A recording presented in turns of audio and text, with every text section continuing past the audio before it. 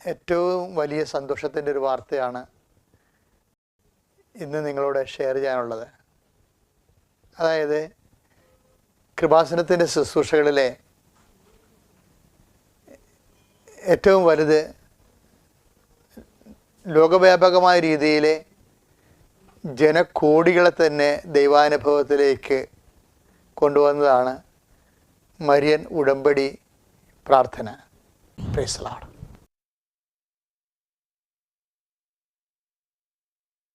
Kripasanam Marian ഉടമ്പടി ധ്യാനത്തിലേക്ക് നമ്മൾ ഭക്തിപൂർവ്വം പ്രവേശിക്കുകയാണ്. ഈശോയുടെ നമുക്ക് ഹൃദയത്തിൽ നന്ദി പറയാം. ദൈവപിതാവിനാൽ ആകർഷിക്കപ്പെട്ട് നമ്മൾ ഈ കൃപാസനം എന്ന പുണ്യഭൂമിയിൽ, പരിശുദ്ധ ദൈവമാതാവ് ജീവനോടെ പ്രത്യക്ഷപ്പെട്ട ഈ പുണ്യഭൂമിയിൽ നമ്മളെ വിളിച്ചു ചേർത്ത സ്നേഹത്തിന് നന്ദി പറഞ്ഞുകൊണ്ട് ആയിരിക്കാം. ഈ ധ്യാനം നയിക്കുവാൻ പോകുന്ന ബഹുമാനപ്പെട്ട VP ജോസഫ് അച്ഛനെ ദൈവപിതാവിൻ്റെ കരങ്ങളിൽ സമർപ്പിച്ച് നമുക്കൊരു നിമിഷം മൗനമായിട്ട് പ്രാർത്ഥിക്കാം. ദൈവമാതാവിനെ പോലെ വചനം ഹൃദയത്തിൽ സംഗ്രഹിച്ച് എപ്പോഴും ദൈവത്തിൻ്റെ ഹിതം ആരാഞ്ഞുകൊണ്ട് വചനം മാത്രം നടപ്പിൽ വരുത്തുവാനുള്ള വലിയ കൃപയ്ക്ക് വേണ്ടി നമുക്ക് ഒരു നിമിഷം പ്രാർത്ഥിക്കാം.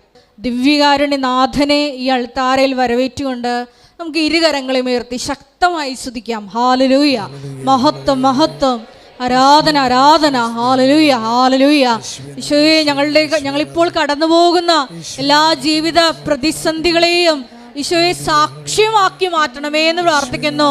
ഈശോയെ, ഞങ്ങളുടെ ജീവിതത്തെ പ്രതിക്ഷീണത്തിന്റെ സാക്ഷ്യമാക്കി മാറ്റണമേ എന്ന് പ്രാർത്ഥിക്കുന്നു. ഹല്ലേലൂയ ഹല്ലേലൂയ, മഹത്വം മഹത്വം, ആരാധന ആരാധന. ഹല്ലേലൂയ ഹല്ലേലൂയ, ആരാധനയും സ്തുതിയും പുകഴ്ചയും ഉണ്ടായിരിക്കട്ടെ. പരിശുദ്ധ പരമദിവ്യകാരുണ്യത്തിന് ആരാധനയും സ്തുതിയും പുകഴ്ചയും ഉണ്ടായിരിക്കട്ടെ. പരിശുദ്ധ പരമദിവ്യകാരുണ്യത്തിന് നേരവും ആരാധനയും സ്തുതിയും പുകഴ്ചയും ഉണ്ടായിരിക്കട്ടെ.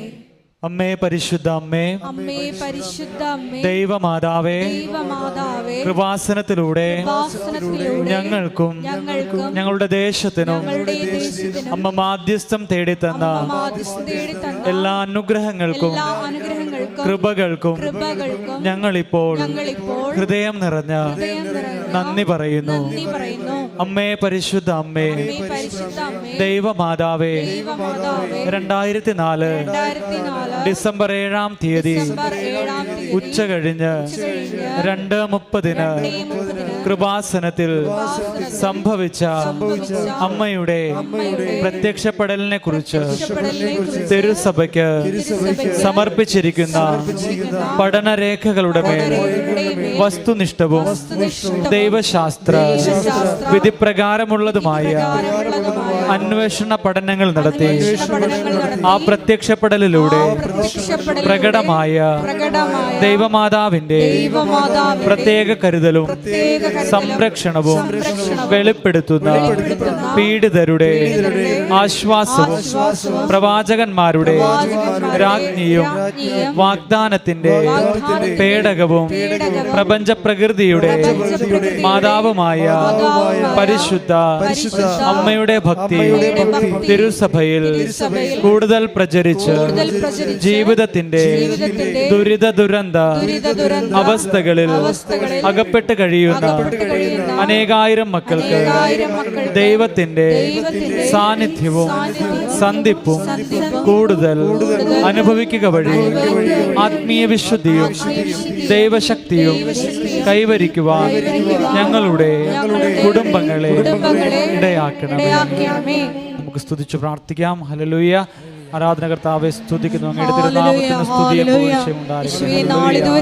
ഞങ്ങൾക്ക് ലഭിച്ച എല്ലാ കൃപകൾക്കും അനുഗ്രഹങ്ങൾക്കും നന്ദി പറയുന്നു. ഹല്ലേലൂയ ഹല്ലേലൂയ, മഹത്വം മഹത്വം, ആരാധന ആരാധന. ഹല്ലേലൂയ. അമ്മേ പരിശുദ്ധ അമ്മേ, ഭൂസർലോകങ്ങളുടെ രാജ്ഞിയായ അങ്ങേക്ക് ഭൗമ സംരക്ഷണത്തിനായി പ്രപഞ്ച പ്രകൃതിയെ തന്നെ തിരുസഭ പ്രതിഷ്ഠിക്കുവാൻ ഈ പ്രത്യക്ഷീകരണം വഴി ഇടയാക്കണമേ.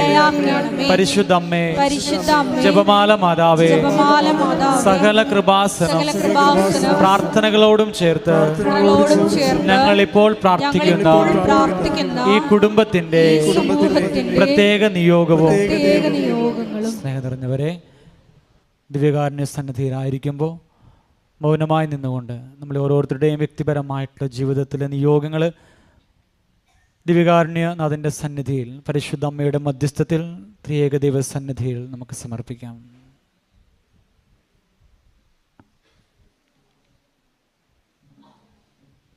അമ്മയുടെ പ്രത്യക്ഷീകരണത്തിന്റെ ഈ അനുഗ്രഹവേളയിൽ ഞങ്ങൾക്ക് സാധിച്ചു തരുവാൻ കനിയണമേ. ആമേൻ. നമുക്ക് സ്തുതിച്ച് പ്രാർത്ഥിക്കാം.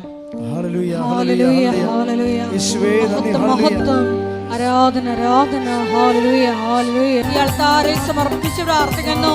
ലോകത്തിന്റെ വിവിധ ഭാഗങ്ങളിലുള്ള അഖണ്ഡ ജപമാല ഗ്രൂപ്പുകളെ സമർപ്പിച്ച് പ്രാർത്ഥിക്കുന്നു.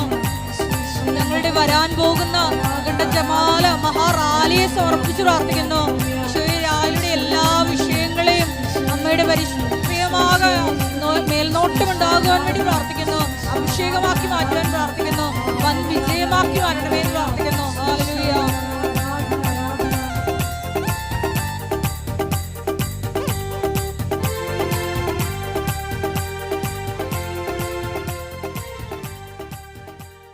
പരിശുദ്ധ പരമദിവ്യകാരുണ്യത്തിന് എന്നേരവും ആരാധനയും സ്തുതിയും പുകഴ്ചയും ഉണ്ടായിരിക്കട്ടെ.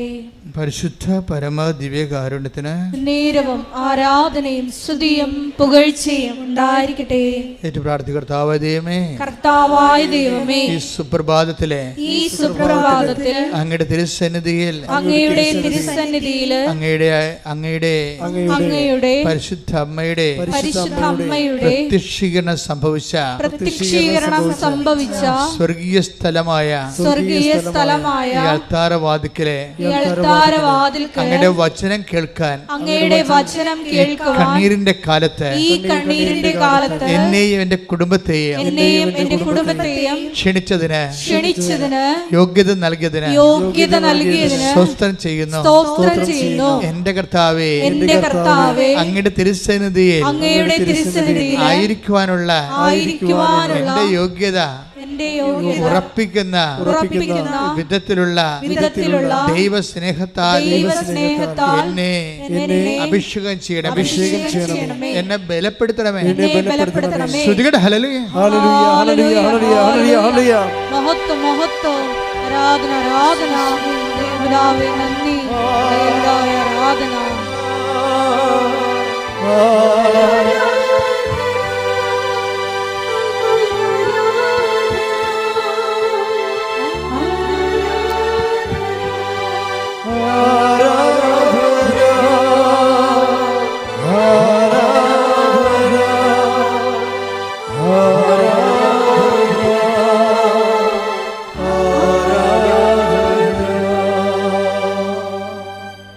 എൻ്റെ പ്രിയപ്പെട്ടവരെ, എല്ലാത്തിനും ഒരു മരിങ്ങുണ്ട്. മരിങ്ങെന്ന് പറയുന്നത് ആലപ്പുഴ ഭാഷയാണെന്ന് തോന്നണം. അതായത് എല്ലാ വിഷയങ്ങളും ഒക്കെ നമുക്ക് ചെയ്യുന്നതിന് അനായാസമായിട്ട് ചെയ്യുന്നതിനുള്ള ഒരു പ്രവർത്തന പരിചയ നൈപുണ്യത്തിനാണ് ഈ മരിങ്ങെന്ന് പറയുന്നത്. ആരാധനയ്ക്കും ദൈവത്തിൻ്റെ കൂടെ ജീവിക്കുന്നതിനും ഒക്കെ ഒരു മരിങ്ങുണ്ട്. ചിലർക്കത് വളരെ ഈസിയാണ്. ചിലർക്കെന്ന് പറയണത്, വചനം പറയണത് ബലം പ്രാപിച്ചവർക്കെന്നാണ് പറയണത്. കർത്താവ് ഉപയോഗിച്ചിട്ടുള്ള വചനങ്ങളെ ഞാൻ എപ്പോഴും വളരെ ശ്രദ്ധയോടെ വീക്ഷിച്ചിട്ടുണ്ട്. കർത്താവ് തൻ്റെ ഐഹിക ജീവിതകാലത്ത് എടുത്തു പെരുമാറിയിട്ടുള്ള വചനങ്ങളുണ്ട്. അതിലൊന്നാണ് ബലം. നമുക്ക് ഈശോ എന്ന് പറഞ്ഞ് നമുക്ക് ബലം പ്രാപിക്കാൻ പറ്റും. ബലത്തിൻ്റെ ഉള്ള പ്രത്യേകത ബലം നമുക്ക് പ്രാപിക്കാൻ പറ്റുമെന്നുള്ളതാണ്. അങ്ങനെ കുറേ, അതായത് ഇപ്പോൾ സ്നേഹത്തിൻ്റെ പൂർണ്ണതയിലേക്ക് എത്തിച്ചേരാൻ എന്ന് പറയുമ്പോൾ അതിനുള്ളൊരു പൊട്ടൻസി, കുറേ ആധ്യാത്മിക സാധ്യതകൾ വചനം നമ്മുടെ മുമ്പിൽ തുറന്നിടുന്നുണ്ട്. ആ ദൈവസ്നേഹത്തിൻ്റെ പൂർണ്ണതയിൽ എത്തിച്ചേരാൻ എന്ന് വെച്ച് കഴിഞ്ഞാൽ ഇറ്റ് ഈസ് പോസിബിൾ എന്നതിൻ്റെ അർത്ഥം, അങ്ങനെ സാധിക്കുമെന്നാണ്. പലപ്പോഴും ഈ ആധ്യാത്മികതയ്ക്ക് പറ്റുന്ന ഒരു അബദ്ധം, ഇതൊരു ബാലികേറാ മലയായിട്ട് അനാദികാലം മുതൽ ഇത് കൈകാര്യം ചെയ്തവർ എപ്പോഴും ആധ്യാത്മികതയെ ഒരു ബാലികേറാ മലയായിട്ട് ഇങ്ങനെ ആർക്കും പ്രാപിക്കാൻ പറ്റാത്ത രീതി സങ്കീർണമാക്കി കളയും. ഈശോൻ്റെ കാലത്തും ഇങ്ങനെ ഫരിസേയർ ഇതിനെ സങ്കീർണമാക്കി. ഇപ്പം ഞാൻ കഴിഞ്ഞ ദിവസങ്ങളിൽ ഇസ്രായേലിൽ ഉണ്ടായിരുന്ന സമയത്ത് ഞാൻ ശ്രദ്ധിച്ച 2 കാര്യം. ഒന്ന്, അവരുടെ സാബത്ത് ദിവസമാണ്. സാബത്ത് ദിവസം എന്ന് പറയുമ്പോൾ വെള്ളിയാഴ്ച വൈകുന്നേരം ആയപ്പോൾ തന്നെ കടകളെല്ലാം പൂട്ടി. സാബത്തിനെ കുറിച്ച് ഞാൻ ഈ ഇസ്രായേലിൻ്റെ ഈ ഇത്രയും നിശബ്ദമായ യുദ്ധകാലത്ത് ഉണ്ടാകുന്ന ഈ ഭയങ്കര സാറ്റർഡേയിലെ എൻ്റെ ധ്യാനം ടെല്ലവീവിലായിരുന്നു, തലസ്ഥാന നഗരിയിലായിരുന്നു. അവിടെ പട്ടാളക്കാരെ ഒഴിച്ച് ബാക്കിയെല്ലാം ശാന്തമാണ്.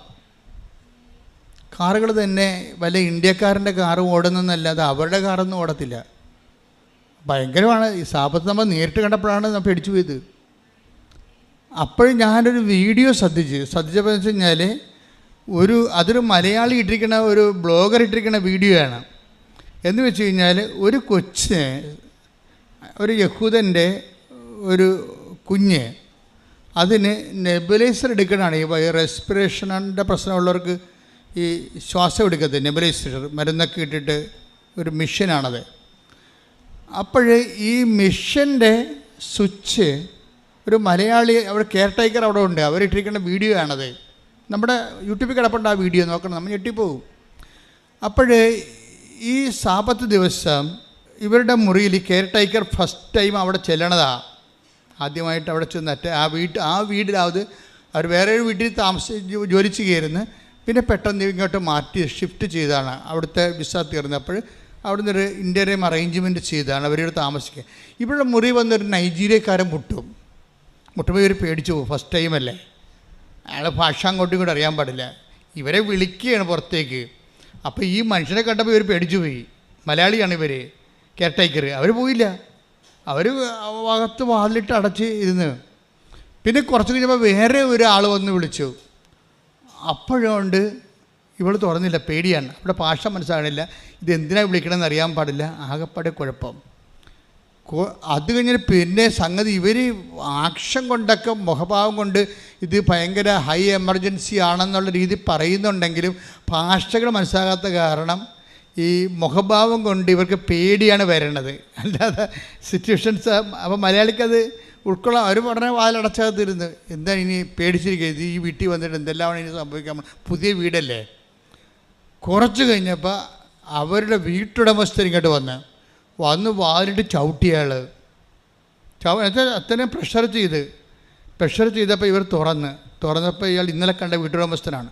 അയാളുടനെ ഇവരുടെ കയ്യെ കയറി പിടിച്ച് വലിച്ചുകൊണ്ട് പോയി. അത് ചില വൈരാഗ്യത്തിലല്ല, ആ ഒരു സിറ്റുവേഷൻസ് എമർജൻസി ആയതുകൊണ്ട് ആ രീതി പിടിച്ചുകൊണ്ട് പോയി. അപ്പോൾ ഇയാൾ കുറേ പോയി. ചെന്നപ്പോൾ പ്രശ്നമൊന്നുമില്ല. ചെന്നപ്പോൾ എന്താ വെച്ച് കഴിഞ്ഞാൽ ഒരു നെബുലൈസറിൻ്റെ സ്വിച്ച്, നെബുലൈസർ മരുന്നൊക്കെ ഇട്ട് അവർ വെച്ചിരിക്കുകയാണ്, പ്ലഗ് കുത്തി വെച്ചിരിക്കുകയാണ്. പക്ഷേ സ്വിച്ച് ഇടാൻ പറ്റത്തില്ല. അതിന് ഇയാൾ ഇവിടെ സ്വിച്ച് ഇടാൻ വേണ്ടി സ്വിച്ച് ഇട്ട് കഴിഞ്ഞാൽ സാപത്ത് ലംഘനമാണ്. മനസ്സിലായില്ല? നിങ്ങൾ നോക്കിയോ, സാപത്ത് നമ്പർ നിങ്ങളുടെ ഈ യൂട്യൂബിൽ ആ വീഡിയോ കിടപ്പുണ്ട്. സ്വിച്ച് ഇട്ട് കഴിഞ്ഞ് എന്നിട്ട് ഈ മലയാളി ലേഡിക്ക് സാപത്തില്ലല്ലോ, അവരെ വിളിച്ചുകൊണ്ട് പോയി കുഞ്ഞിൻ്റെ വായിൽ വെച്ചിരിക്കുന്ന ഈ മൗത്ത് പീസിൽ ഈ മോട്ടർ ബേസ്ഡ് ആയിട്ടുള്ള ആ മരുന്ന് കയറാൻ വേണ്ടി സ്വിച്ച് ഇടാൻ വേണ്ടി വിളിച്ചുകൊണ്ട് പോയതാണ്. സ്വിച്ച് ഇട്ട് കഴിഞ്ഞാൽ സാപത്ത് ലംഘിക്കും. ഭയങ്കരമാണ്. ഇവരെ പിടിച്ചുകൊണ്ടാണ് പോയത്, അത് വേറെ വിഷയം. പക്ഷേ ആ ഒരു വർക്ക് ഇറ്റ്സെൽഫ് സാപത്ത് ലംഘനമാണ്. അപ്പോൾ ഞാൻ ഓർക്കണേ, കർത്താവിൻ്റെ കാലത്ത് ഇത്രയും പ്രശ്നമില്ലായിരുന്നു. കർത്താവിൻ്റെ കാലത്ത് ഒരു ചെരുപ്പിൻ്റെ വള്ളിയൊക്കെ പൊട്ടിയാൽ മാത്രമേ ആ യഹൂദൻ അവിടെ നിൽക്കും. ചെരുപ്പിൻ്റെ നടക്കണ യാത്രയിൽ ചെരുപ്പിൻ്റെ വള്ളി പൊട്ടിക്കഴിഞ്ഞാൽ യഹൂദൻ അവിടെ നിൽക്കും. എന്തിനാണ്? സൂര്യാസ്തമയം വരെ അവിടെ നിൽക്കും. ചെരുപ്പ് കളയത്തില്ല അവൻ. ഭയങ്കര സാധനം. നമ്മളൊക്കെ മലയാളിയാണെങ്കിൽ ചെരുപ്പ് പറഞ്ഞ് ദൂരെ കഴിഞ്ഞ് പോകും. അവൻ കളയത്തില്ല, ഒരു സാധനം നഷ്ടപ്പെടുത്തത്തില്ല.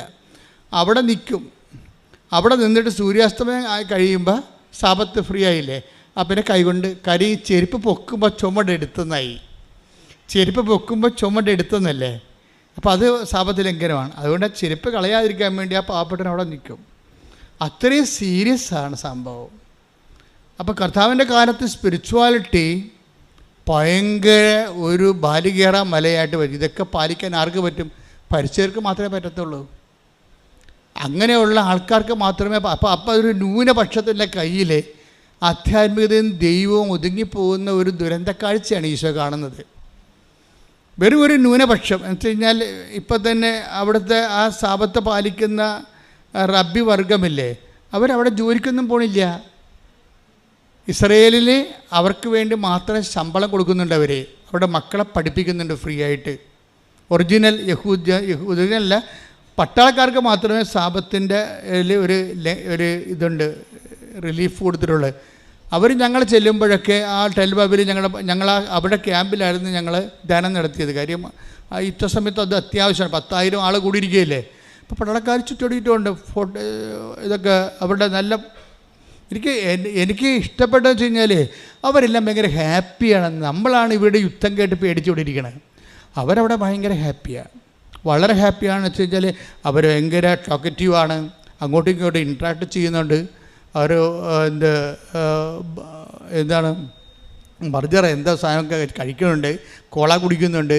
അതിന് സാപത്തിൽ നിന്ന് അവർക്ക് മാത്രം റിലീഫ് ഉണ്ടെന്ന് തോന്നുന്നത്. പക്ഷെ അവർ വളരെ സിമ്പിളായിട്ടാണ് അവിടെ വ്യാപരിക്കണത്. അല്ലാതെ ഒന്നും. ഇപ്പോൾ നമ്മളാരിങ്ങനെ ഒരു യുദ്ധം എന്ന് പറഞ്ഞു കഴിഞ്ഞാൽ ധ്യാനമൊന്നും ഈ ഗവൺമെൻറ് അനുവദിക്കത്തില്ല. ഉടനെ 144 പ്രഖ്യാപിക്കൂടെ. അപ്പം നമ്മൾക്ക് എന്തുമാത്രം കോൺഫിഡൻസ് ഇല്ലാത്തൊരു വർഗ്ഗമാണെന്ന് നമ്മളെ നമുക്ക് മനസ്സിലായി അവിടെ ചെന്നപ്പോൾ.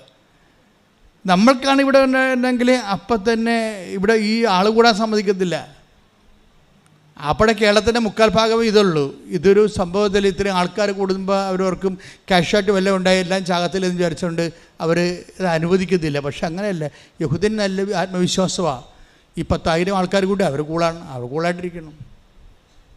അപ്പം അത് വേറെ ഒരു ജനതയാണത്. ദൈവത്തിൻ്റെ അഭിഷേകം പ്രാപിച്ച അനാദികാലം മുതലേ ദൈവത്തിൻ്റെ സാന്നിധ്യത്തിൻ്റെ കോൺഫിഡൻസിൽ അവരങ്ങനെ ജീവിക്കുകയാണ്.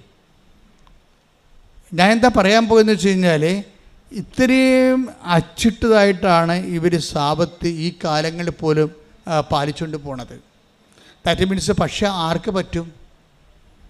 ആർക്കും പറ്റത്തില്ല ശരിക്കും. അതായത് ഈ ന്യായപ്രമാണം ഇത്രയും കഠിനമാണെങ്കിൽ ആർക്കിത് പാലിക്കാൻ പറ്റുമോ എന്നുള്ളത് കർത്താവിൻ്റെ കാലത്ത് തന്നെ ഒരു പ്രശ്നമായിരുന്നു. ആധ്യാത്മികത ആർക്കും പാലിക്കാൻ പറ്റാത്തൊരു വിഷയമായിട്ട് ഡെവലപ്പ് ചെയ്തു. ഇന്ത്യയിലും ആ അസുഖം ഉണ്ടായിട്ട് കുറേ പേര് ഇങ്ങനെ സിദ്ധന്മാരുടെ മുമ്പിൽ ക്യൂ നിൽക്കുന്നവരാക്കി ഇന്ത്യ മാറ്റിക്കളഞ്ഞു. ഒരു കൺസൾട്ടേഷൻ അല്ല സംഭവം, മറിച്ച് ആധ്യാത്മികത മൊത്ത വ്യാപാരവും അതിൻ്റെ മൊണോപ്പൊളിയും ഒരു ന്യൂനപക്ഷത്തിൻ്റെ അടുത്ത് ഒതുങ്ങേണ്ട ഒരു ആധ്യാത്മികത അത് ഫേക്കാണ് ശരിക്കും. ഇപ്പോൾ യമനിയമ ആസന പ്രാണായാമ പത്താസന സമാധിയിലൂടെ അങ്ങനെ പോകാൻ സാധാരണ മനുഷ്യർക്ക് പറ്റത്തില്ല. ബുദ്ധിസത്തിനും ബ്രഹ്മണിസത്തിനും ഒക്കെ പറ്റിയിട്ടുള്ള സംഭവം ഈ സാധാരണ മനുഷ്യർ ഇവർ അവോയ്ഡ് ചെയ്ത് കളയും. ഇതുതന്നെയാണ് ഫരിസേയസത്തിന് സംഭവിച്ചത്. സാധാരണ മനുഷ്യർക്ക് ബാലികാല മലയാക്കിയത് മാറ്റും, അപ്രാപ്യമാക്കി കളയും.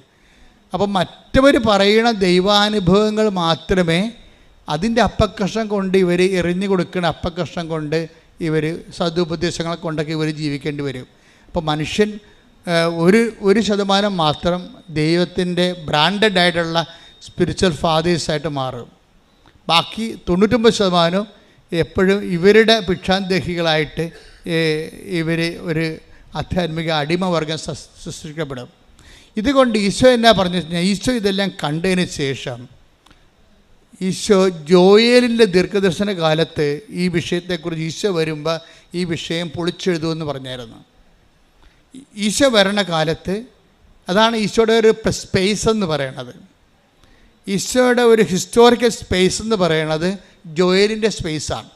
ജോയേൽ പറഞ്ഞായിരുന്നു. എന്താ പറഞ്ഞത്? 2:38 അന്നാളുകളിൽ പറഞ്ഞ് അന്നാളുകളിൽ എൻ്റെ ആത്മാവിനെ ഞാൻ എല്ലാവർക്കും വർഷിക്കും. അതാ മൊണോപ്പൊളി തട്ടി തകർക്കുമെന്നാണ് പറഞ്ഞത്. മൊണോപ്പൊളി. അതിനുശേഷം അവൻ ആദ്യം തന്നെ ചെയ്തത്, ആദ്യം തന്നെ ഇവർ സൈഡ് ലൈൻ ചെയ്ത ആൾക്കാരെ ആദ്യം അഡ്രസ്സ് ചെയ്യും. ആദ്യം സൈഡ് ലൈൻ ചെയ്തിരിക്കുന്നത് കള്ളന്മാരുടെ കൂട്ടത്തിൽ പെടുത്തിയിരുന്നത് ഇടയന്മാരെയാണ്. ഇടയന്മാർ കള്ളന്മാരായിട്ട് റബ്ബികൾ ബ്രാൻഡ് ചെയ്തിട്ടുണ്ടായിരുന്നു. അപ്പം കള്ളന്മാരായിട്ട് ഇടപെടുത്തിയിട്ട് രാത്രി ആടുകളെ സൂക്ഷിക്കാൻ വേണ്ടി വീട്ടിൽ നിന്ന് ഇറക്കി വിടുന്നൊരു വർഗ്ഗമായിരുന്നവർ. നാട്ടിൽ നിർത്തത്തിലവരാ. പൊതുജീവിതത്തിൽ ഇടയന്മാരില്ല. ഇസ്രായേലിൻ്റെ പൊതുജീവിതത്തിൽ ഇടയവർഗമില്ല. അവരെ ആടിൻ്റെ കൂടെ ഇറക്കി വിടും. എന്നിട്ട് അവർ സന്ധ്യയാകുമ്പോൾ വരും. അവർക്ക് പൊതുജീവിതമോ സംസ്കാരമോ സാഹിത്യമോ പഠനങ്ങളോ ഇല്ല. ഇതിൻ്റെ അകത്ത് ആകപ്പാട് സാഹിത്യം എഴുതിയിട്ടുള്ളത് എനിക്ക് തോന്നുന്നത് ഇടയവർഗത്തിൽ നിന്ന് ദാവീദ് മാത്രമാണ്. ദാവീദിൻ്റെ പ്രത്യേക സാഹചര്യത്തിൽ കുറേ ഇടയ സങ്കീർത്തനങ്ങൾ ഉണ്ടായിട്ടുണ്ട്.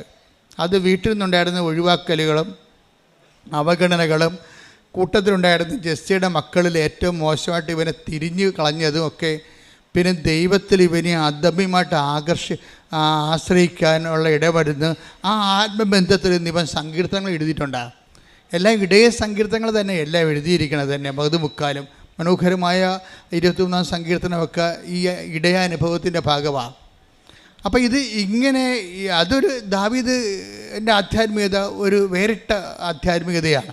പക്ഷെ പൊതുവേ നമ്മൾ പറയുമ്പോൾ ഇടയന്മാരെ പ്രാന്തവൽക്കരിക്കപ്പെട്ടിട്ടുള്ള, അതായത് ഇങ്ങനെ സൈഡ് ലൈൻ മാർജിനലൈസ് ചെയ്തിരിക്കുന്ന ഒരു വർഗ്ഗമാണ്.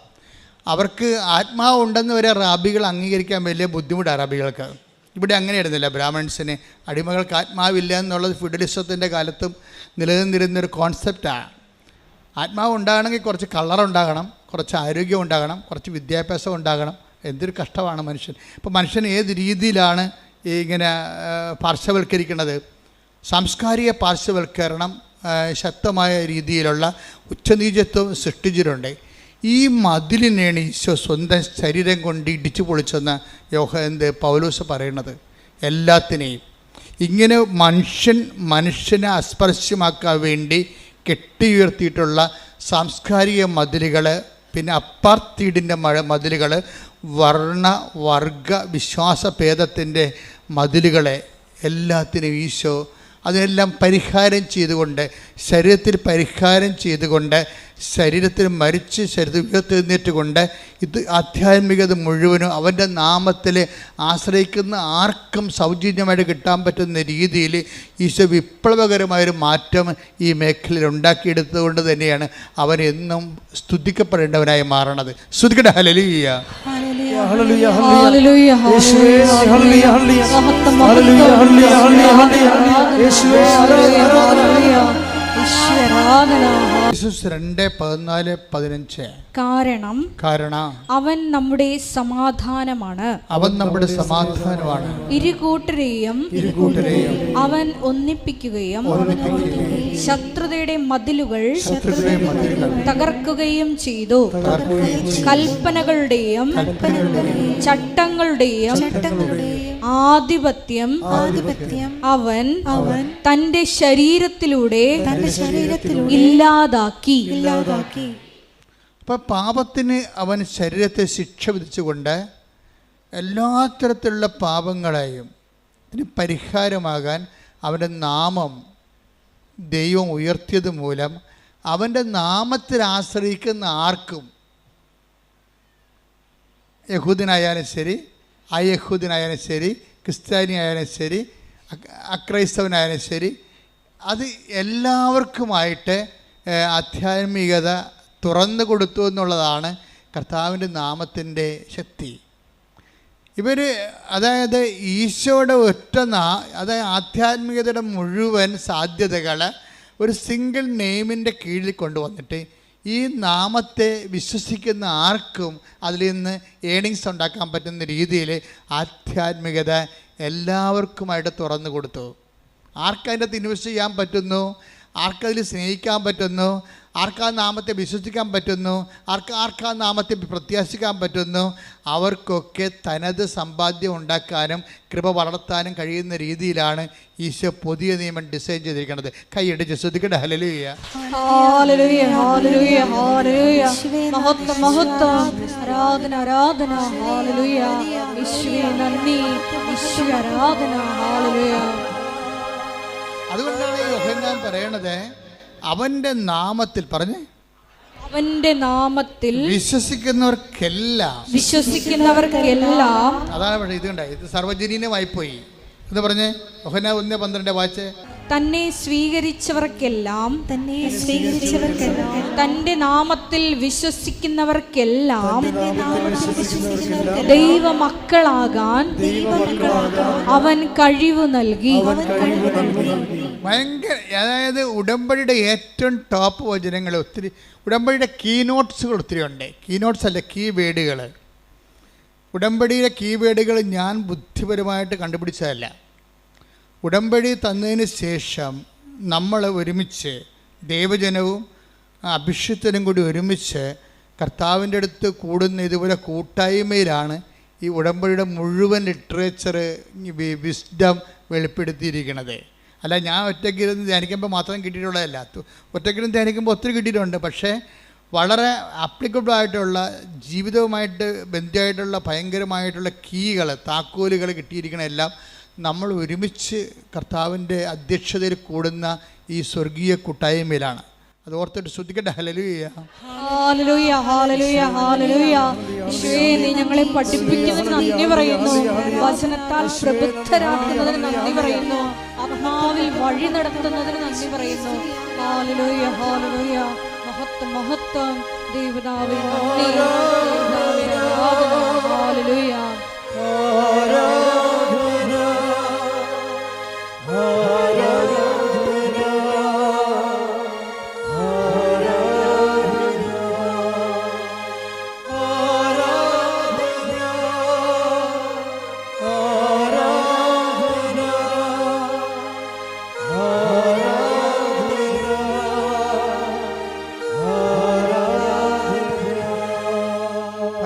പരമദിവ്യകാരുണ്യത്തിന് ആരാധനയും സ്തുതിയും പുകഴ്ചയും ഉണ്ടായിരിക്കട്ടെ.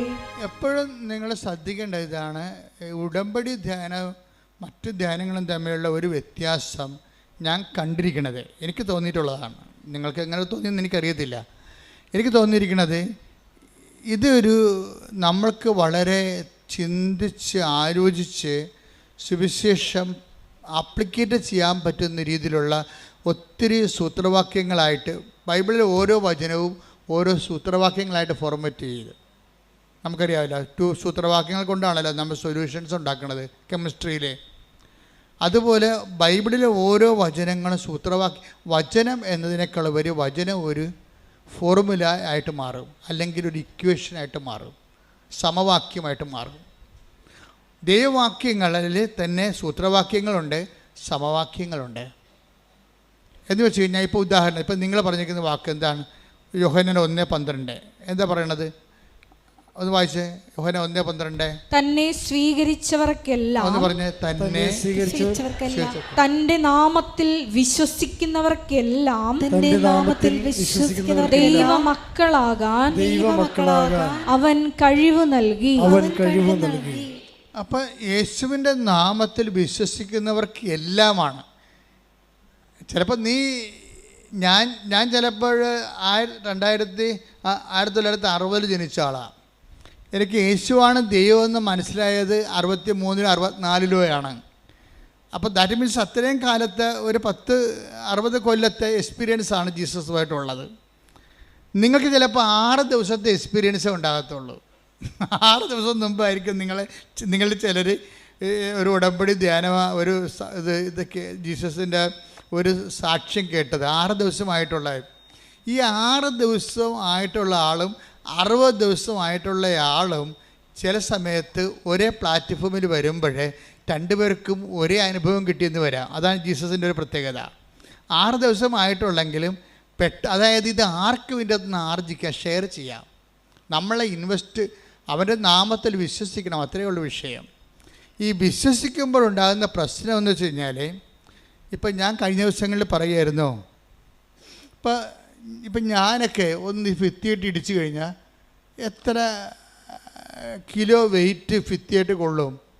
ഫിസിക്കലായിട്ട് പറഞ്ഞാൽ വല്ല 10-20 കിലോ വെയിറ്റ് കൊള്ളും ഭിത്തിയായിട്ട്. ഒരു ബോക്സറാണെങ്കിൽ ഇടിക്കുന്ന, ഒരു ട്രെയിൻഡ് ബോക്സർ അല്ലെങ്കിൽ ഒരു കുംഫു അല്ലെങ്കിൽ കരാട്ടക്കാരൻ, അവരാണെങ്കിൽ ഒരു ചിക്കിടാച്ചി അടിച്ച് ഒരു വെട്ട് കൊടുത്തു കഴിഞ്ഞാൽ 300 കിലോനാണ് കൊള്ളണത്. വ്യത്യാസം കണ്ടില്ലേ? ഇപ്പം ഞാൻ ഭിത്തിയായിട്ട് ഇടിച്ചു കഴിഞ്ഞാൽ 30 കിലോനാണ്ട വെയിറ്റാണ് അവിടെ വീഴണത്. പക്ഷേ ഒരു ട്രെയിൻഡ് ബ്ലാക്ക് ബെൽറ്റുകാരൻ അടിച്ചു കഴിഞ്ഞാൽ 300 കിലോ കൊള്ളും. എന്താ കാര്യം? ഈ വ്യത്യാസം വചനത്തിൽ വരുന്നുണ്ട്. ഇപ്പോൾ യേശു കർത്താവാണെന്ന് ഞാൻ പറയണം, നിങ്ങൾ പറയണത് വ്യത്യാസമുണ്ട് അവിടെ. ഈ വ്യത്യാസമാണ് നിങ്ങൾ ഉടമ്പടി അഡ്രസ്സ് ചെയ്യേണ്ടത്. കാര്യം 300 കിലോനോ 600 കിലോനോ ഒക്കെ നമ്മളെ ട്രെയിനിങ് അനുസരിച്ചാണ് ഇതിൻ്റെ ഒരു പ്രഖരശേഷി എന്ന് പറയണത്. ഇപ്പോൾ യേശു കർത്താവാണെന്ന് നിങ്ങൾ പറയുന്നു, ചിലപ്പോൾ 5 കിലോനെ ചിലപ്പോൾ അതിന് പ്രഖരശേഷി ഉണ്ടാകത്തുള്ളൂ. ഞാനിപ്പോൾ ഒരു മുഴ കണ്ടു കഴിഞ്ഞാൽ ഞാനെക്കുറിച്ച് ജീസസ് ഈസ് ദ ലോർഡ് അത്രേ പറയത്തുള്ളൂ. ആ മുഴ ചിലപ്പോൾ കാണാൻ സാക്ഷ്യം കേട്ടാൽ മനസ്സിലാകത്തില്ലേ? ഞാൻ ഈ എന്ത് സമയം കിട്ടണം എനിക്കിവിടെ? ഒരു സെക്കൻഡൊക്കെ കിട്ടണ്ട, 5 സെക്കൻഡൊക്കെയാണ് കിട്ടണത്. ആ സമയത്ത് എന്തുകൊണ്ടാണ് ഈ സാധനം കർത്താവ് ആ സാക്ഷ്യത്തിൽ നിന്നാണ് ഞാൻ നോക്കണത്, അല്ല എനിക്കറിയത്തില്ല. എനിക്ക് ചിലപ്പോഴേ പറയാൻ പറ്റത്തുള്ളൂ ആയിസോക്കെ നീ സാക്ഷ്യം പറഞ്ഞോളാൻ പറയും. ഒരു 100 പേര് വരുമ്പോൾ അതിൽ ഒരാളോട് ഞാൻ പറയും ആയിസോക്കെ നീ സാക്ഷ്യം പറഞ്ഞോളാൻ പറയും. എന്ന് വെച്ച് കഴിഞ്ഞാൽ അപ്പം തന്നെ എനിക്ക് ഒരു കർത്താവ് എനിക്കൊരു ഇൻഡ്യൂഷൻ തരും ഇറ്റ് ഇസ് ഓക്കെ ആണെന്ന്. ഡോക്ടർ എന്ത് പറഞ്ഞാലും ശരി, അവളെ കർത്താവ് സുഖപ്പെടുത്തിയെന്ന് കർത്താവ് എനിക്ക് നോട്ട് തന്നു കഴിഞ്ഞാൽ അപ്പം തന്നെ ഞാൻ ഓൺ ദി സ്പോട്ടിൽ ഞാൻ പറയും സാക്ഷ്യം പറഞ്ഞോളാൻ പറയും. പക്ഷെ മറ്റുള്ളവർ പലരും വീട്ടിൽ പോയതിന് ശേഷം ടെസ്റ്റൊക്കെ ചെയ്ത് വന്നിട്ടാണ് പറയണത് സാക്ഷ്യം പറയണത്. എന്താ സംഭവം? നിങ്ങൾ പറയണതല്ലേ ഞാനും പറഞ്ഞിരിക്കണത്. എന്താ പറയണത്? Jesus the Lord. അത്രയേ ഉള്ളൂ കാര്യം. നമ്മൾ പറയണത് സെയിമാണ്, പക്ഷേ ഇഫക്റ്റ് വ്യത്യാസമുണ്ട്. ഇത് നിങ്ങളിത് ഉടമ്പടിയിലിരിക്കുന്നവരിത് മനസ്സിലാക്കണം. ഓരോ ദിവസം ചെല്ലും തോറും ഈ കഴിവ് വർദ്ധിപ്പിക്കണം. ഇപ്പം മനസ്സിലായില്ലേ? എന്താ പറഞ്ഞത്? 1:12 എന്താ പറഞ്ഞിരിക്കേണ്ടത്? അത് ഒരു സൂത്രവാക്യമാണ്. എന്താണ്? അവൻ്റെ നാമത്തിൽ പറഞ്ഞേ, അവന്റെ നാമത്തിൽ വിശ്വസിക്കുന്നവർക്കെല്ലാം ദൈവമക്കളാകാനുള്ള കഴിവ് നൽകി. എബിലിറ്റി, കഴിവ് നൽകി, കപ്പാസിറ്റി നൽകിയെന്നാണ്. കപ്പാസിറ്റിക്ക് ഒരു കുഴപ്പമുണ്ട്. എന്താ കാര്യം? ഈ 20 കിലോന് ഒരു കപ്പാസിറ്റിയാണ്, 200 കിലോന് ഒരു കപ്പാസിറ്റിയാണ്. ഉടമ്പടിയുടെ ഗുണമെന്ന് പറയണത് നിങ്ങളുടെ ദൈവമക്കളാകാനുള്ള കഴിവെന്ന് പറയുമ്പോൾ എന്താണ് ആ കഴിവ്? എന്താണ് ആ കഴിവ്? നമുക്കറിയാമല്ലോ, മുള്ളിനെ മുള്ളുകൊണ്ടെടുക്കണം. ഇപ്പം നമ്മുടെ കൃപാസന വ്യാഖ്യാനങ്ങളുടെ രീതി എന്താ? അതൊരു ശാസ്ത്രീയമായ അക്കാഡമിക് വ്യാഖ്യാനമല്ല. അത് പരിശുദ്ധാത്മാവ് ഇതേ ജനറയിലുള്ള ഇതേ ഫാമിലിയിലുള്ള വചനങ്ങൾ പരിശുദ്ധാത്മാവ് തന്നെ നേരത്തെ പറഞ്ഞിട്ടുണ്ടാകും. അതിന് ശേഷവും പറഞ്ഞിട്ടുണ്ടാകും, ചിലപ്പോൾ അതിന് മുമ്പും പറഞ്ഞിട്ടുണ്ടാകും. അപ്പോൾ പരിശുദ്ധാത്മാവ് പറഞ്ഞിരിക്കുമ്പോൾ ഒരു സിംഗിൾ പേഴ്സണാണല്ല ഇത് പറയണത്. 2000 കൊല്ലം മുമ്പ് പറഞ്ഞാലും 1000 കൊല്ലം മുമ്പ് പറഞ്ഞാലും 500 കൊല്ലം മുമ്പ് പറഞ്ഞാലും അതിന് ശേഷം പറഞ്ഞാലും പറയുന്നത് പരിശുദ്ധാത്മാവല്ലേ, ദൈവവചനം. അപ്പോൾ ദൈവവചനം സെയിം ടോപ്പിക്ക് വീണ്ടും കൈകാര്യം ചെയ്യുമ്പോൾ സ്വാഭാവികമായിട്ട് ഒരാൾ തന്നെയാണ് പറയണമെന്നുണ്ടെങ്കിൽ വലിയ അർത്ഥത്തിന് വ്യത്യാസം വരാൻ സാധ്യതയില്ല. ഇപ്പോൾ ഉദാഹരണത്തിന് ഞാൻ പറയാം. എന്താ കാര്യം? ഇപ്പോൾ അവൻ്റെ ഒന്ന് പറഞ്ഞാൽ അവൻ്റെ നാമത്തിൽ വിശ്വസിക്കുന്നവർക്കെല്ലാം ദൈവമക്കളാകാനുള്ള കഴിവ് നൽകി. അപ്പൊ ഈ മക്കളെന്ന് പറഞ്ഞിട്ടില്ലേ അവിടെ? അപ്പൊ ദൈവമക്കളുടെ കഴിവെന്താ? ശരിക്കും പറഞ്ഞ മക്കളാണെങ്കിൽ അവകാശികളാണ്. ക്ലിയർ അല്ലേ സംഭവം? Take the bed of God. ശ്രദ്ധിക്കട്ടെ. ഹല്ലേലൂയ, ഹല്ലേലൂയ, ഹല്ലേലൂയ, ഹല്ലേലൂയ. യേശുവേ നന്ദി. ഹല്ലേലൂയ, ഹല്ലേലൂയ, ഹല്ലേലൂയ. ഹല്ലേലൂയ, ഹല്ലേലൂയ, ഹല്ലേലൂയ. യേശുവേ ആരാധന, ആരാധന, ആരാധന. യേശുവേ നന്ദി. മഹത്വം, മഹത്വം. ഹല്ലേലൂയ.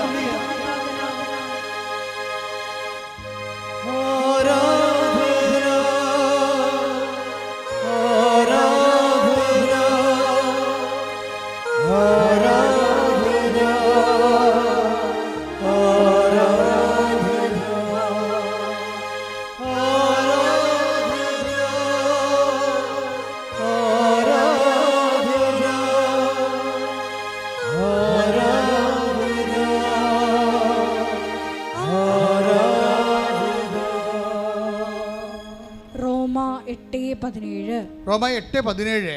നാം മക്കളെങ്കിൽ അവകാശികളുമാണ്. ദൈവത്തിന്റെ അവകാശികളും ക്രിസ്തുവിന്റെ കൂട്ടവകാശികളും. അപ്പൊ അവകാശം പ്രാപിക്കുന്നതിന് വേണ്ടി എന്താ ചെയ്തിരിക്കണത്? നമ്മൾ ഇൻവെസ്റ്റ് ചെയ്യണത് എന്താണ്? അവൻ്റെ നാമത്തിലുള്ള വിശ്വാസമാണ്. നമുക്കറിയാമല്ലോ, ഈ ഉടമ്പടി വരുമ്പോൾ എല്ലാം വാഗ്ദാനങ്ങളാണ്. വാഗ്ദാനങ്ങളെല്ലാം അവകാശങ്ങളാണ്. ശരിക്കും എല്ലാ വാഗ്ദാനങ്ങളും ദൈവം നമുക്ക് അവകാശമല്ലെങ്കിൽ ദൈവം വാഗ്ദാനമാക്കത്തില്ലത്. ഈ അവകാശം നമ്മൾ പ്രാപിക്കണത് അവകാശത്തിൻ്റെ സമാന്തര വചനമോ അല്ല തത്സമ വചനമെന്ന് പറയണത് വാഗ്ദാനമാണ്. എബ്രഹാം പ്രാപിച്ചത് അവകാശമാണെന്നെങ്കിൽ അത് വാഗ്ദാനം കൂടിയാണ് ശരിക്കും പറഞ്ഞാൽ. അപ്പോൾ വാക്കിൻ്റെ ഉള്ളിലെല്ലാം നമ്മുടെ അവകാശങ്ങളുണ്ട്. അവകാശങ്ങളെ പ്രാപിക്കാൻ വേണ്ടി നമ്മളെന്താ ചെയ്യണത്? നമ്മൾ സമരമല്ല ചെയ്യണത് അവകാശങ്ങൾ പ്രാപിക്കാൻ. നമ്മൾ എന്നാ ചെയ്യണത്? നമ്മൾ അതിൽ വിശ്വസിക്കും.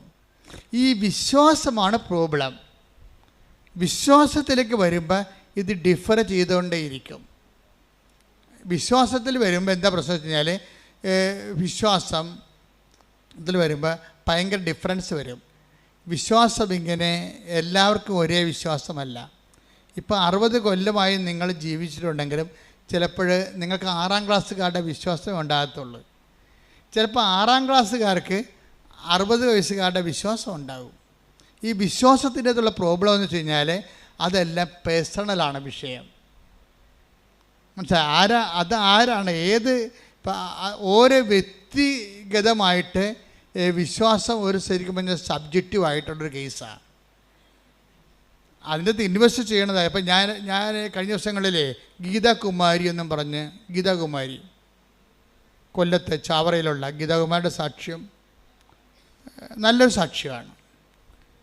ഗീതാകുമാരിയുടെ പ്രശ്നം എന്ന് വെച്ച് കഴിഞ്ഞാൽ, ഗീതാകുമാരി ഒരു ഗതിയും പരഗതിയും ഇല്ലാതൊരു കാലത്താണ് കർത്താവിനെ കണ്ടുമുട്ടുന്നത്. എന്ന് വെച്ച് കഴിഞ്ഞാൽ അവൾക്ക് കടങ്ങളെന്ന് വെച്ച് കഴിഞ്ഞാൽ ആദ്യം UK പോകാൻ നോക്കി. UK കഴിഞ്ഞപ്പോൾ പിന്നീട് സൗത്ത് കൊറിയയിൽ പോകാൻ വേണ്ടി ആ കാശ് കൊണ്ട് ഏജൻറ്റ് പോയി. UK പോകാനുള്ള കാശ് കൊടുത്തിട്ട് പിന്നെ അവിടെ ഒരു അറിവില്ലാതെയായി. അങ്ങനെ ഉണ്ടായിരുന്ന കാശെല്ലാം ഇങ്ങനെ മറ്റു കണ്ടവൻ്റെ കയ്യിൽ അന്യാധീനപ്പെട്ടു പോയി. അപ്പോൾ ഇതുപോലെ പോയി കുടുംബത്തിൽ കടമായി. ആ സമയത്താണ് ഇവളൊരു സാക്ഷ്യം കേൾക്കണത്. അപ്പോൾ സാക്ഷ്യം കേൾക്കണ സമയമായപ്പോൾ തന്നെ ആൾ ഒരു ബിഗ് സീറോ ആയിപ്പോയി. ഗതിയില്ലാത്ത അവസ്ഥയായി. കാശെല്ലാം പോയി. ഈ ലോണെടുത്തും കടം മേടിച്ചുമൊക്കെ ചെയ്തിരിക്കണ കാരണം ഇവർക്ക് വരുമാനമില്ല. ഭർത്താവിൻ്റെ ജോലി പോയി, ഭാര്യയുടെ ജോലി പോയി, കുടുംബം കടത്തിലായി. അപ്പം അങ്ങനെ വന്നപ്പോൾ സാക്ഷ്യം കേട്ട് വന്നപ്പോഴും അവർക്ക് മനസ്സിലായി ഉടമ്പടി എടുത്താൽ മാതാവ് ഏത് കണ്ടീഷനിലും അവരെ സഹായിക്കുമെന്ന് മനസ്സിലായി. പക്ഷേ ഇങ്ങനെ മനസ്സിലായി കഴിയുമ്പോൾ ഇതിപ്പോൾ എല്ലാവർക്കും മനസ്സിലാകണതാണ്. 10 പേര് കൃപാസനം പത്രം വായിച്ചാൽ അതിൽ 6 പേർക്കും അത് മനസ്സിലാകും. മാതാവിൻ്റെ അടുത്ത് വന്നാൽ കുടുംബം രക്ഷപ്പെടും. കാര്യം എന്താണ്? ആയിരക്കണക്കിന് ആൾക്കാരുടെ സാക്ഷ്യം യൂട്യൂബിൽ ചെല്ലുമ്പോൾ കാണാൻ പറ്റും. അതെല്ലാം നമ്മളുടെ ജീവിത പ്രശ്നങ്ങൾ തന്നെയാണ് അവിടെ കൈകാര്യം ചെയ്യേണ്ടത്. അതുകൊണ്ട് ആൾക്കാർക്കെല്ലാം വിശ്വാസമാണ്.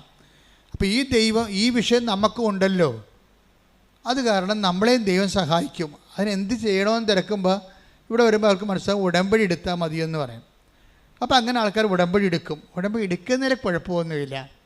പക്ഷേ ഇതിൻ്റെ എക്സിക്യൂഷൻ ലെവലിലാണ് പ്രശ്നം വന്നത്.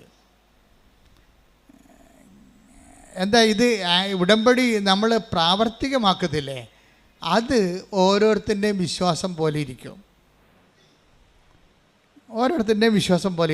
ഇപ്പം ഗീതാകുമാരിക്കെന്ന് വെച്ച് കഴിഞ്ഞാൽ ഒരു അഭിഷേക വിശ്വാസവും നമ്മൾ പറയും. എന്ന് വെച്ച് കഴിഞ്ഞാൽ നമുക്കൊരു ഡൗട്ട് അടിക്കത്തില്ല, സംശയം തോന്നത്തില്ല.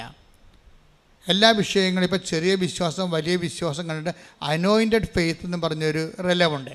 അവിടെ വന്നു കഴിഞ്ഞാൽ പിന്നെ നമുക്ക് ഡൗട്ട് തോന്നത്തില്ല.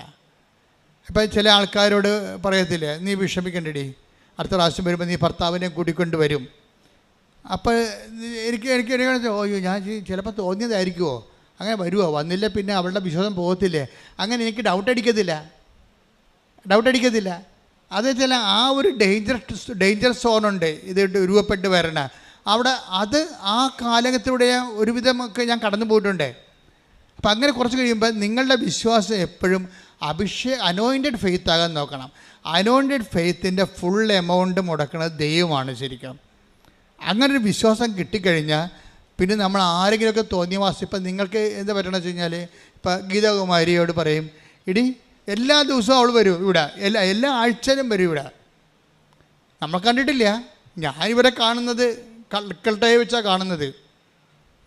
കൽക്കട്ടയെ വെച്ച് കാണാൻ കാര്യം, ഇവള് ഭർത്താവും കൂടി കൽക്കട്ടയിലുണ്ട്, എനിക്കറിയത്തില്ല. അപ്പോൾ ഞാനടപ്പം കൽക്കട്ടയിലുണ്ട് കഴിഞ്ഞ മാസം സെപ്റ്റംബർ മാസം ആദ്യവാരം. അപ്പോൾ അവൾക്ക് ഭയങ്കര രണ്ടുപേരും US വിസയുടെ ബയോമെട്രിക്സിന് വന്നിരിക്കുകയാണ് അവിടെ കൽക്കട്ടയിൽ. എങ്ങനെ പോന്നിരിക്കണമെന്ന് അറിയാമോ ഈ കക്ഷികൾ? പോന്നിരിക്കണ വീട് വിറ്റൊരാളിന്. കാര്യം UK പോകാൻ വേണ്ടി കാശ് കൊടുത്താൽ കിട്ടിയിട്ടില്ല, പിന്നെ സൗത്ത് കൊറിയയിൽ പോകാൻ വേണ്ടി കാശ് കൊടുത്താൽ കിട്ടിയിട്ടില്ല. അതിൻ്റെ ഇൻട്രസ്റ്റ് എല്ലാം കൂടിയിട്ട് വീട് വിറ്റതിനേക്കാൾ കൂടുതലായി കടം. അപ്പോൾ ഒന്നും കിട്ടാനില്ല. അപ്പോൾ കൊടുത്തിട്ട് അവർ സാധനങ്ങൾ മേടിക്കാതെ സാധനങ്ങൾ മാറ്റാതെ അവർ ഇറങ്ങിയിരിക്കുകയാണ്. വീട്ടിൽ ഇറങ്ങി എവിടെ പോയിരിക്കുകയാണ്? കൽക്കട്ടയിൽ ബയോമെട്രിക്സിന് പോയിരിക്കുക, US ഇൻ്റർവ്യൂവിൻ്റെ ബയോമെട്രിക്സിന്. അത് കിട്ടുകയോ ഇല്ല എന്നൊക്കെ ഒരു പിടിയില്ല. കാര്യം ഈ UK ഇൻ്റർവ്യൂ ഒക്കെ നടന്നതാണ്, പക്ഷേ കിട്ടിയില്ല. അപ്പോൾ അങ്ങനെ പല ആൾക്കാർ ഇവരെ കളിയാക്കാൻ തുടങ്ങി. ഈ ഇല്ലാത്ത കാശ് കടം മേടിച്ചൊക്കെയാണ് ഇവിടെ എല്ലാ ആഴ്ചയും വരുന്നുണ്ടല്ലോ അവർ. ഇല്ലാത്ത കാശ് കടം മേടിച്ചാൽ ഇവിടെ വരണത്. അപ്പോൾ എല്ലാവരും ഇപ്പോൾ നാട്ടുകാർ മാത്രമല്ല, ഭർത്താവും ചോദിക്കും, നീ കൃപാസനത്തിൽ പോയിട്ട് വല്ലതും കിട്ടിയാ? വെറുതെ കടം മേടിച്ച് പോയി വെറുതെ കുടുംബം പിന്നെയും കടത്തിലാകുകയില്ല. അന്ന് അമ്മായിയമ്മയും ചോദിച്ചു, പിന്നെയും കടം മേടിച്ച് പോയി പിന്നെയും കടത്തിലാകുകയല്ലേ? ഭർത്താവും അവസാനം ചോദിച്ച്, ഇപ്പം മാതാവെല്ലാം തന്നാ? വെറുതെ. അപ്പോൾ അയാൾ തന്നെ തന്നെത്താൻ പറയും, വെറുതെ എന്താ തന്നെത്താൻ പറയണപ്പോൾ ഇവർക്ക് ചങ്കലപ്പുണ്ടാവും ശരിക്കും. പക്ഷെ ചങ്കലപ്പുണ്ടെങ്കിലും ഇവൾ പറയണത്, എനിക്ക് എൻ്റെ മനസ്സിൽ അമ്മ പറയുന്നുണ്ട്, അമ്മ എന്തോ എനിക്ക് വേണ്ടി കരുതി വെച്ചിട്ടുണ്ട്, അതാണ് ഞാൻ ഇങ്ങനെ ചങ്കലപ്പില്ലാതെ. ഇതാണ് അഭിഷേക വിശ്വാസം എന്ന് പറയണത്. അതായത് ഇങ്ങനെ എല്ലാം തകർന്ന് തരിപ്പണമായി ഭർത്താവും അവളുടെ വിശ്വാസത്തെ കളിയാക്കുന്നു, അമ്മായിയമ്മയും കളിയാക്കുന്നു. നാട്ടുകാരെ പറയും, കടം മേടിക്കാൻ ചെല്ലുമ്പോൾ മാതാവിനോട് ശനിയാഴ്ച പറയും, നാളെ ഞായറാഴ്ചയാണ്, അമ്മ എടുത്ത് പോകണം, എൻ്റെ അടുത്തൊന്നും ഇല്ല എന്ന് പറയും. ഇങ്ങനെ അമ്മയോട് തന്നെ മാതാവിനോട് തന്നെ നേരിട്ട് പറയും, നാളെ ഞായറാഴ്ചയാണ്, അമ്മ എടുത്ത് വരുന്ന ദിവസമാണ്, എൻ്റെ അടുത്തൊന്നും ഇല്ല. അതായത് കടം മേടിച്ചാൽ മാത്രമേ വണ്ടിക്കാശ് കിട്ടത്തുള്ളൂ ഇവിടെ വരാൻ വേണ്ടി. പക്ഷെ അവൾ എങ്ങനെയെങ്കിലുമൊക്കെ അത് സംഘടിപ്പിച്ചെടുക്കുക, കിട്ടുകയൊക്കെ ചെയ്തിട്ട് അവൾ വരും, മുടങ്ങിയിട്ടില്ല. മുടങ്ങാത്തതിന് വരുമ്പോൾ ഇവൾ പിന്നെ പറഞ്ഞൊരു വാക്കുണ്ട്, എനിക്ക് വണ്ടി എടുക്കുമ്പോൾ ഭയങ്കര ഹരമാണ്. പിന്നെ വണ്ടി ഓടിക്കാനുള്ള ത്രില്ലല്ലേ, വണ്ടി എടുത്താൽ പിന്നെ ഞാൻ നിർത്തത്തില്ല. എന്താ കാര്യം അറിയാമോ? വണ്ടി ഓടിച്ച അപ്പം തന്നെ ഞാൻ പ്രത്യക്ഷീകരണ പ്രാർത്ഥന തുടങ്ങും. എന്തുമാത്രം ദൂരത്ത് കൊണ്ട് പത്രം കൊടുക്കാൻ പറ്റും, അപ്പോൾ എനിക്ക് സന്തോഷമാണ്. എന്താ കാര്യം? അത്രയും എനിക്ക് പ്രത്യക്ഷീകരണ പ്രാർത്ഥന ചൊല്ലാമല്ലോ എന്ന്. ഓരോ മനുഷ്യൻ്റെ അനുഭവം കണ്ടില്ലേ? ഇവരൊക്കെ ഈ കഴിഞ്ഞ കാലങ്ങളിൽ വിശ്വാസത്തിലേക്ക് വന്ന ആൾക്കാരാണ്. അതിൻ്റെ കമൻറ്റ് വായിക്കണം താഴേക്കുള്ള, ഞാനും നടക്കുന്ന ക്രിസ്ത്യാനിയാണെന്നും പറഞ്ഞു. ഗീതാകുമാരുടെ താഴെയുള്ള കമൻറ്റ് നോക്കണം, എൻ്റെ മകൾ ഞാനും ക്രിസ്ത്യാനിയാണല്ലോ എന്ന്. എന്ന് വെച്ച് കഴിഞ്ഞാൽ ക്രിസ്ത്യാനികളെ നാണിപ്പിച്ചുകൊണ്ട് വേറൊരു സമൂഹം ഇവിടെ ദൈവത്തെ അനുഭവിച്ചുകൊണ്ട് പീഠത്തിന്മേൽ ഉയർത്തപ്പെട്ട വിളക്കായി ദൈവം ഉയർത്തിയിട്ടുണ്ട്.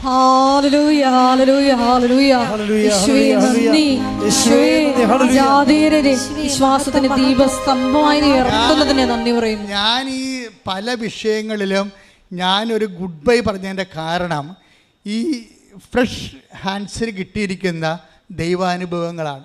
ഒരു തിയോളജി ഇല്ല, ഒരു കാറ്റഗിസം ഇല്ല, അവരെ ട്രെയിൻ ചെയ്യാൻ ആളില്ല.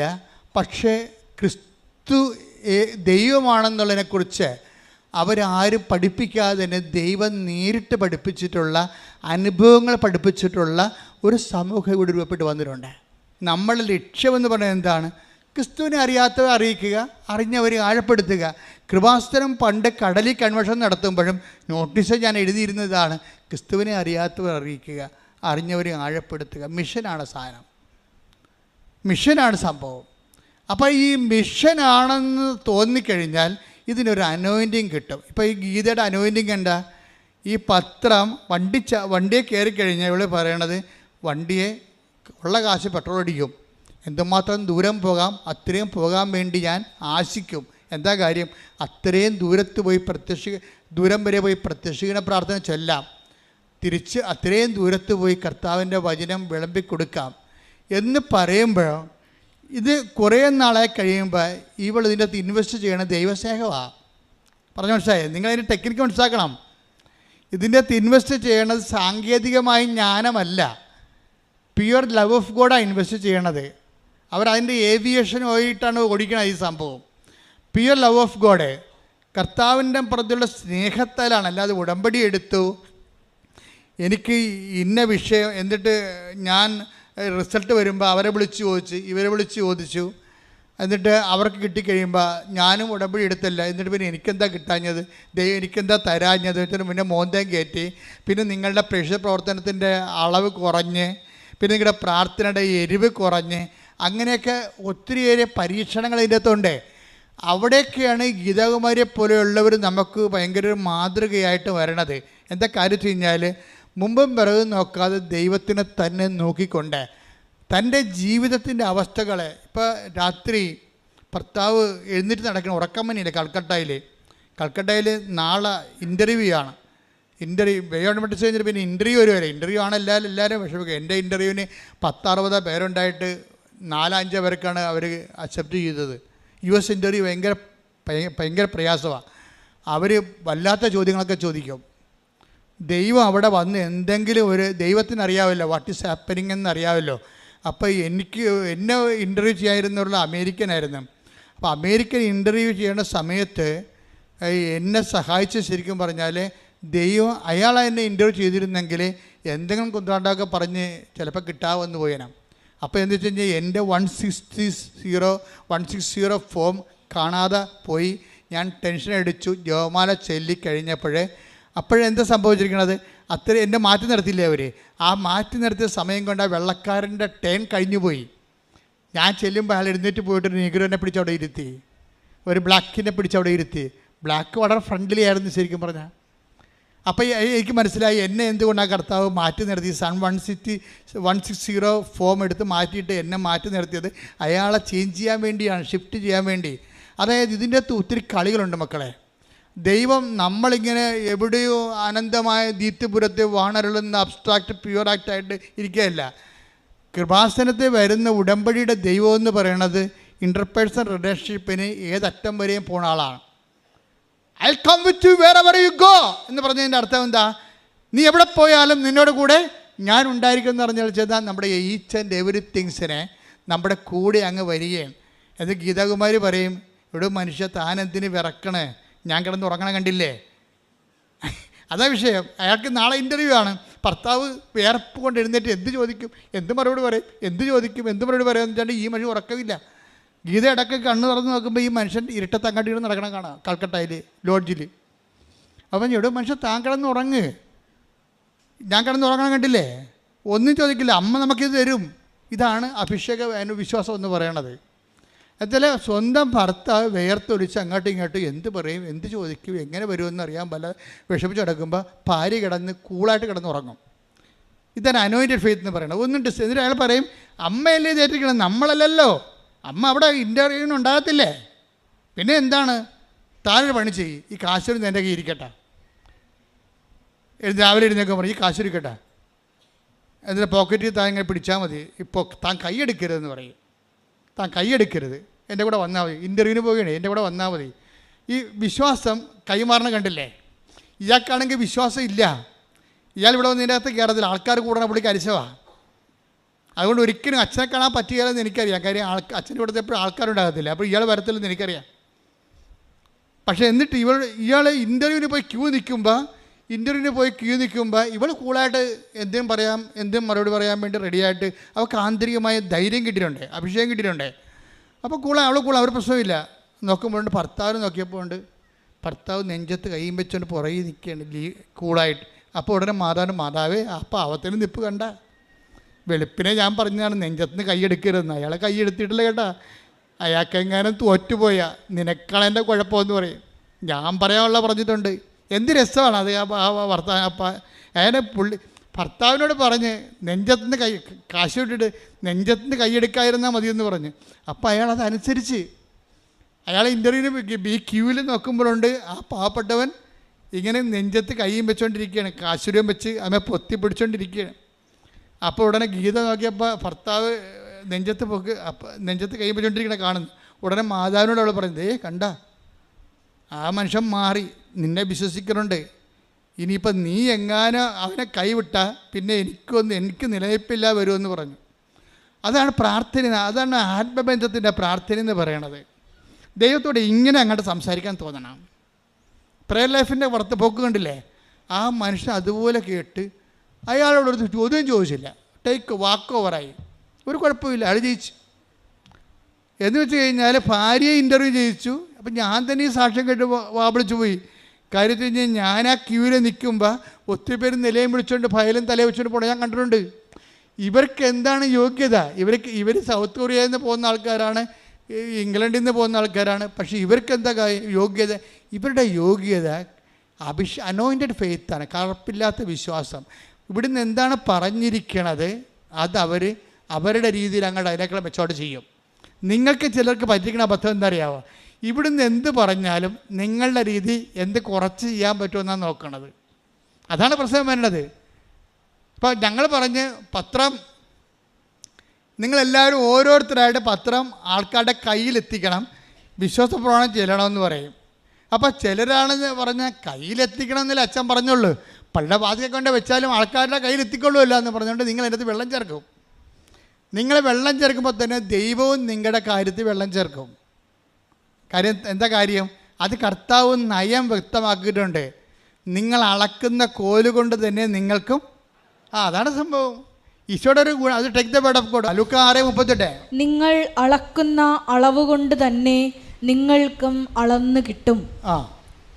ഇത് പറഞ്ഞ നിങ്ങൾ അളക്കുന്ന അളവ് കൊണ്ട് തന്നെ നിങ്ങൾക്കും അളന്ന് കിട്ടും. ഇതൊരു അപകടം പിടിച്ച പരിപാടിയാണ്. എന്ന് വെച്ചാൽ നമ്മൾ ദൈവത്തിന് ഇപ്പം അല്പവിശ്വാസി വന്നിട്ട് ഇതെങ്ങനെ ദൈവത്തിന് പണി കൊടുക്കാനേ നോക്കത്തുള്ളൂ. കൂട്ടുകാരുമായിട്ട് വരും, ഉടമ്പടി എടുക്കും. ഉടമ്പടി എടുത്ത് വെച്ചാൽ പറയും അപ്പം 4 പേരും കൂടിയാണ് വരുന്നത്. ആലപ്പുഴയും കാണാം, ബീച്ചിലും പോകാം, കാന്മാരിക്കുളത്തും പോകാം, ഹൗസ് ബോട്ടിലും പോകാം. ഉടമ്പടി എടുക്കാൻ പറഞ്ഞാൽ വരുന്നതേ. കൂട്ടുകാരിങ്ങനെ കിളയായിട്ടല്ല വരുന്നത്, ഒരാളിനാണ് ഉടമ്പടി എടുക്കേണ്ടത്. നീ എടുക്ക്, നമുക്ക് ആലപ്പുഴ പോകാമല്ല, അപ്പോൾ ബീച്ചിലും പോകാം, മരടി ബീച്ചിലും പോകാം, എല്ലായിടത്തും പോകാം, ഉടമ്പടി എടുക്കാം. അങ്ങനെ ഉഴപ്പാൻ വേണ്ടി ഉടമ്പടിക്ക് കൂടെ വരുന്ന കൂട്ടുകാരുണ്ട്. അവരായിരിക്കും നിങ്ങളുടെ ശവം കുഴിച്ചിടാൻ പോണത്, ഒരു സംശയമില്ല. അവർ ഓരോ സമയത്ത് പറയുമ്പോൾ എന്തൊക്കെ അച്ഛൻ എന്ത് പറഞ്ഞിടി? അച്ഛൻ പറഞ്ഞു, അച്ഛനൊന്നും പറഞ്ഞില്ല, ഈ പത്രമെല്ലാം കൊടുക്കണമെന്ന് പറഞ്ഞു. അത് കുഴപ്പമില്ല, 4 ഞാൻ കൊടുക്കാം, 4 നീ കൊടുക്ക്, 4 അവൻ കൊടുക്കുമെന്ന് പറയും. കൂട്ടുകാരെല്ലാം കൂടെ അങ്ങോട്ട് ഇങ്ങോട്ട് ഷെയർ ചെയ്യും. തീർന്നില്ല പരിപാടി. ഇപ്പം 4 പത്രമാണ് ഇവ കൊടുത്തിരിക്കേണ്ടത്. ബാക്കിയെല്ലാം എന്താ ചെയ്തിരിക്കണേ? കുരങ്ങനെ കൊണ്ട് ചൂട് പായസം കോരിക്കണ പോലെ കണ്ടവനെ കൊണ്ട് എംബ്രാൻ്റെ വെട്ടത്ത് വാരിയുടെ അത്താഴം. അതാണ് സാധനം.